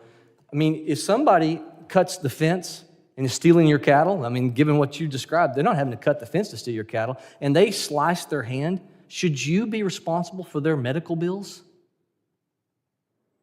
No, sir. Okay, so train of thought. Airport parking has barriers around it. Somebody climbs over that wall and breaks the law. You'll be liable. Is it my responsibility to be liable because that business owner was trying to protect my property? I mean, if somebody's trying to break into my home, should I tear the door down to make it easier for them the next time so they can come inside my door? Because we're talking about lawlessness. Our heart goes out to people that are harmed. But we're talking about people who are breaking the law. Someone said a while ago, well, they're just trying to get freedom. Then do it legally. Go through a port of entry. There are many people who do that. With that, I yield. Gentleman yields. Gentleman from Arizona, Mr. Crane is recognized for 5 minutes. Thank you, Mr. Chairman. Thank you to all the witnesses on our panel for coming today and testifying. I want to start with Mr. Vitiello real quick. Sir, you and I were talking about similar things. You called it a security system. I was talking about overlapping deterrence. Either way, it's really the same thing, right? It's just multiple overlapping deterrents that work in conjunction to create the most security possible for whatever institution we're talking about, whether it's a country, a prison, a school, right? I agree with you. And how long were you in the Border Patrol, sir? Was it 33 years? I wore the uniform for 33 years, and I was in ICE for almost the last year I was in government. And you were a chief, is that correct, Mr. Vitiello? I was a chief in 2 locations on our northern border, and then the Rio Grande Valley in Texas, and then I was chief at headquarters for a time. Sir, knowing what you know about border security, what does it make you think when you sit in this chamber and you hear individuals attacking one part of that security system or one of those deterrents, like the wall? It's a little bit frustrating. We should be agnostic about whether walls work or not. It's not a partisan issue. Walls work. Everybody that's been in the Border Patrol for more than 5 minutes recognizes it's easier to control a territory on the border when you have infrastructure that goes along with it. And not just wall. We talked about the comprehensive nature of it. And I was thinking through this just a couple of minutes ago. We often talk in this chamber and others in this building about comprehensive immigration reform. Let's talk about comprehensive border security, which talks about our foreign relations overseas, which talks about what Mexico and Canada can do for us to help secure our border. Let's talk about what the state and locals can do and what communities can be active and talk about. And then you have to have physical infrastructure if you want to be successful, especially in the urban areas. Thank you, sir. I want to transfer real quick to Doc Tenorio. Doc, thank you for coming. I also want to say thank you for your service. It must, I was listening to your testimony, it must be really hard to watch, somebody, a young kid or even a mom or a dad come in to your emergency room or your hospital and see a leg broken or a stress fracture, a spinal injury, or a TBI. Is it pretty tough to watch that, sir? Yes, it is, and thank you for the comment. Yeah. Yes, sir. Doc, I wanted to ask you, because I noticed you're getting teared up. I can tell that, witnessing these injuries really affect you. But I did want to know, Doc, have you ever seen an American who's overdosed on fentanyl? Have you ever had to treat one of those? I have not had to treat one of those as of today, no. How about any of your colleagues? Any of your colleagues ever have to treat anybody that's overdosed on fentanyl? Yes, they have. I haven't spoken to them about the specifics and what the experience is like, though. Okay. Doc, do you know how many Americans every day, or I should say every year, are dying of fentanyl in the U.S.? No, I do not. Okay, it's about 70,000 right now. Gentleman yield. Yes, go ahead, sir.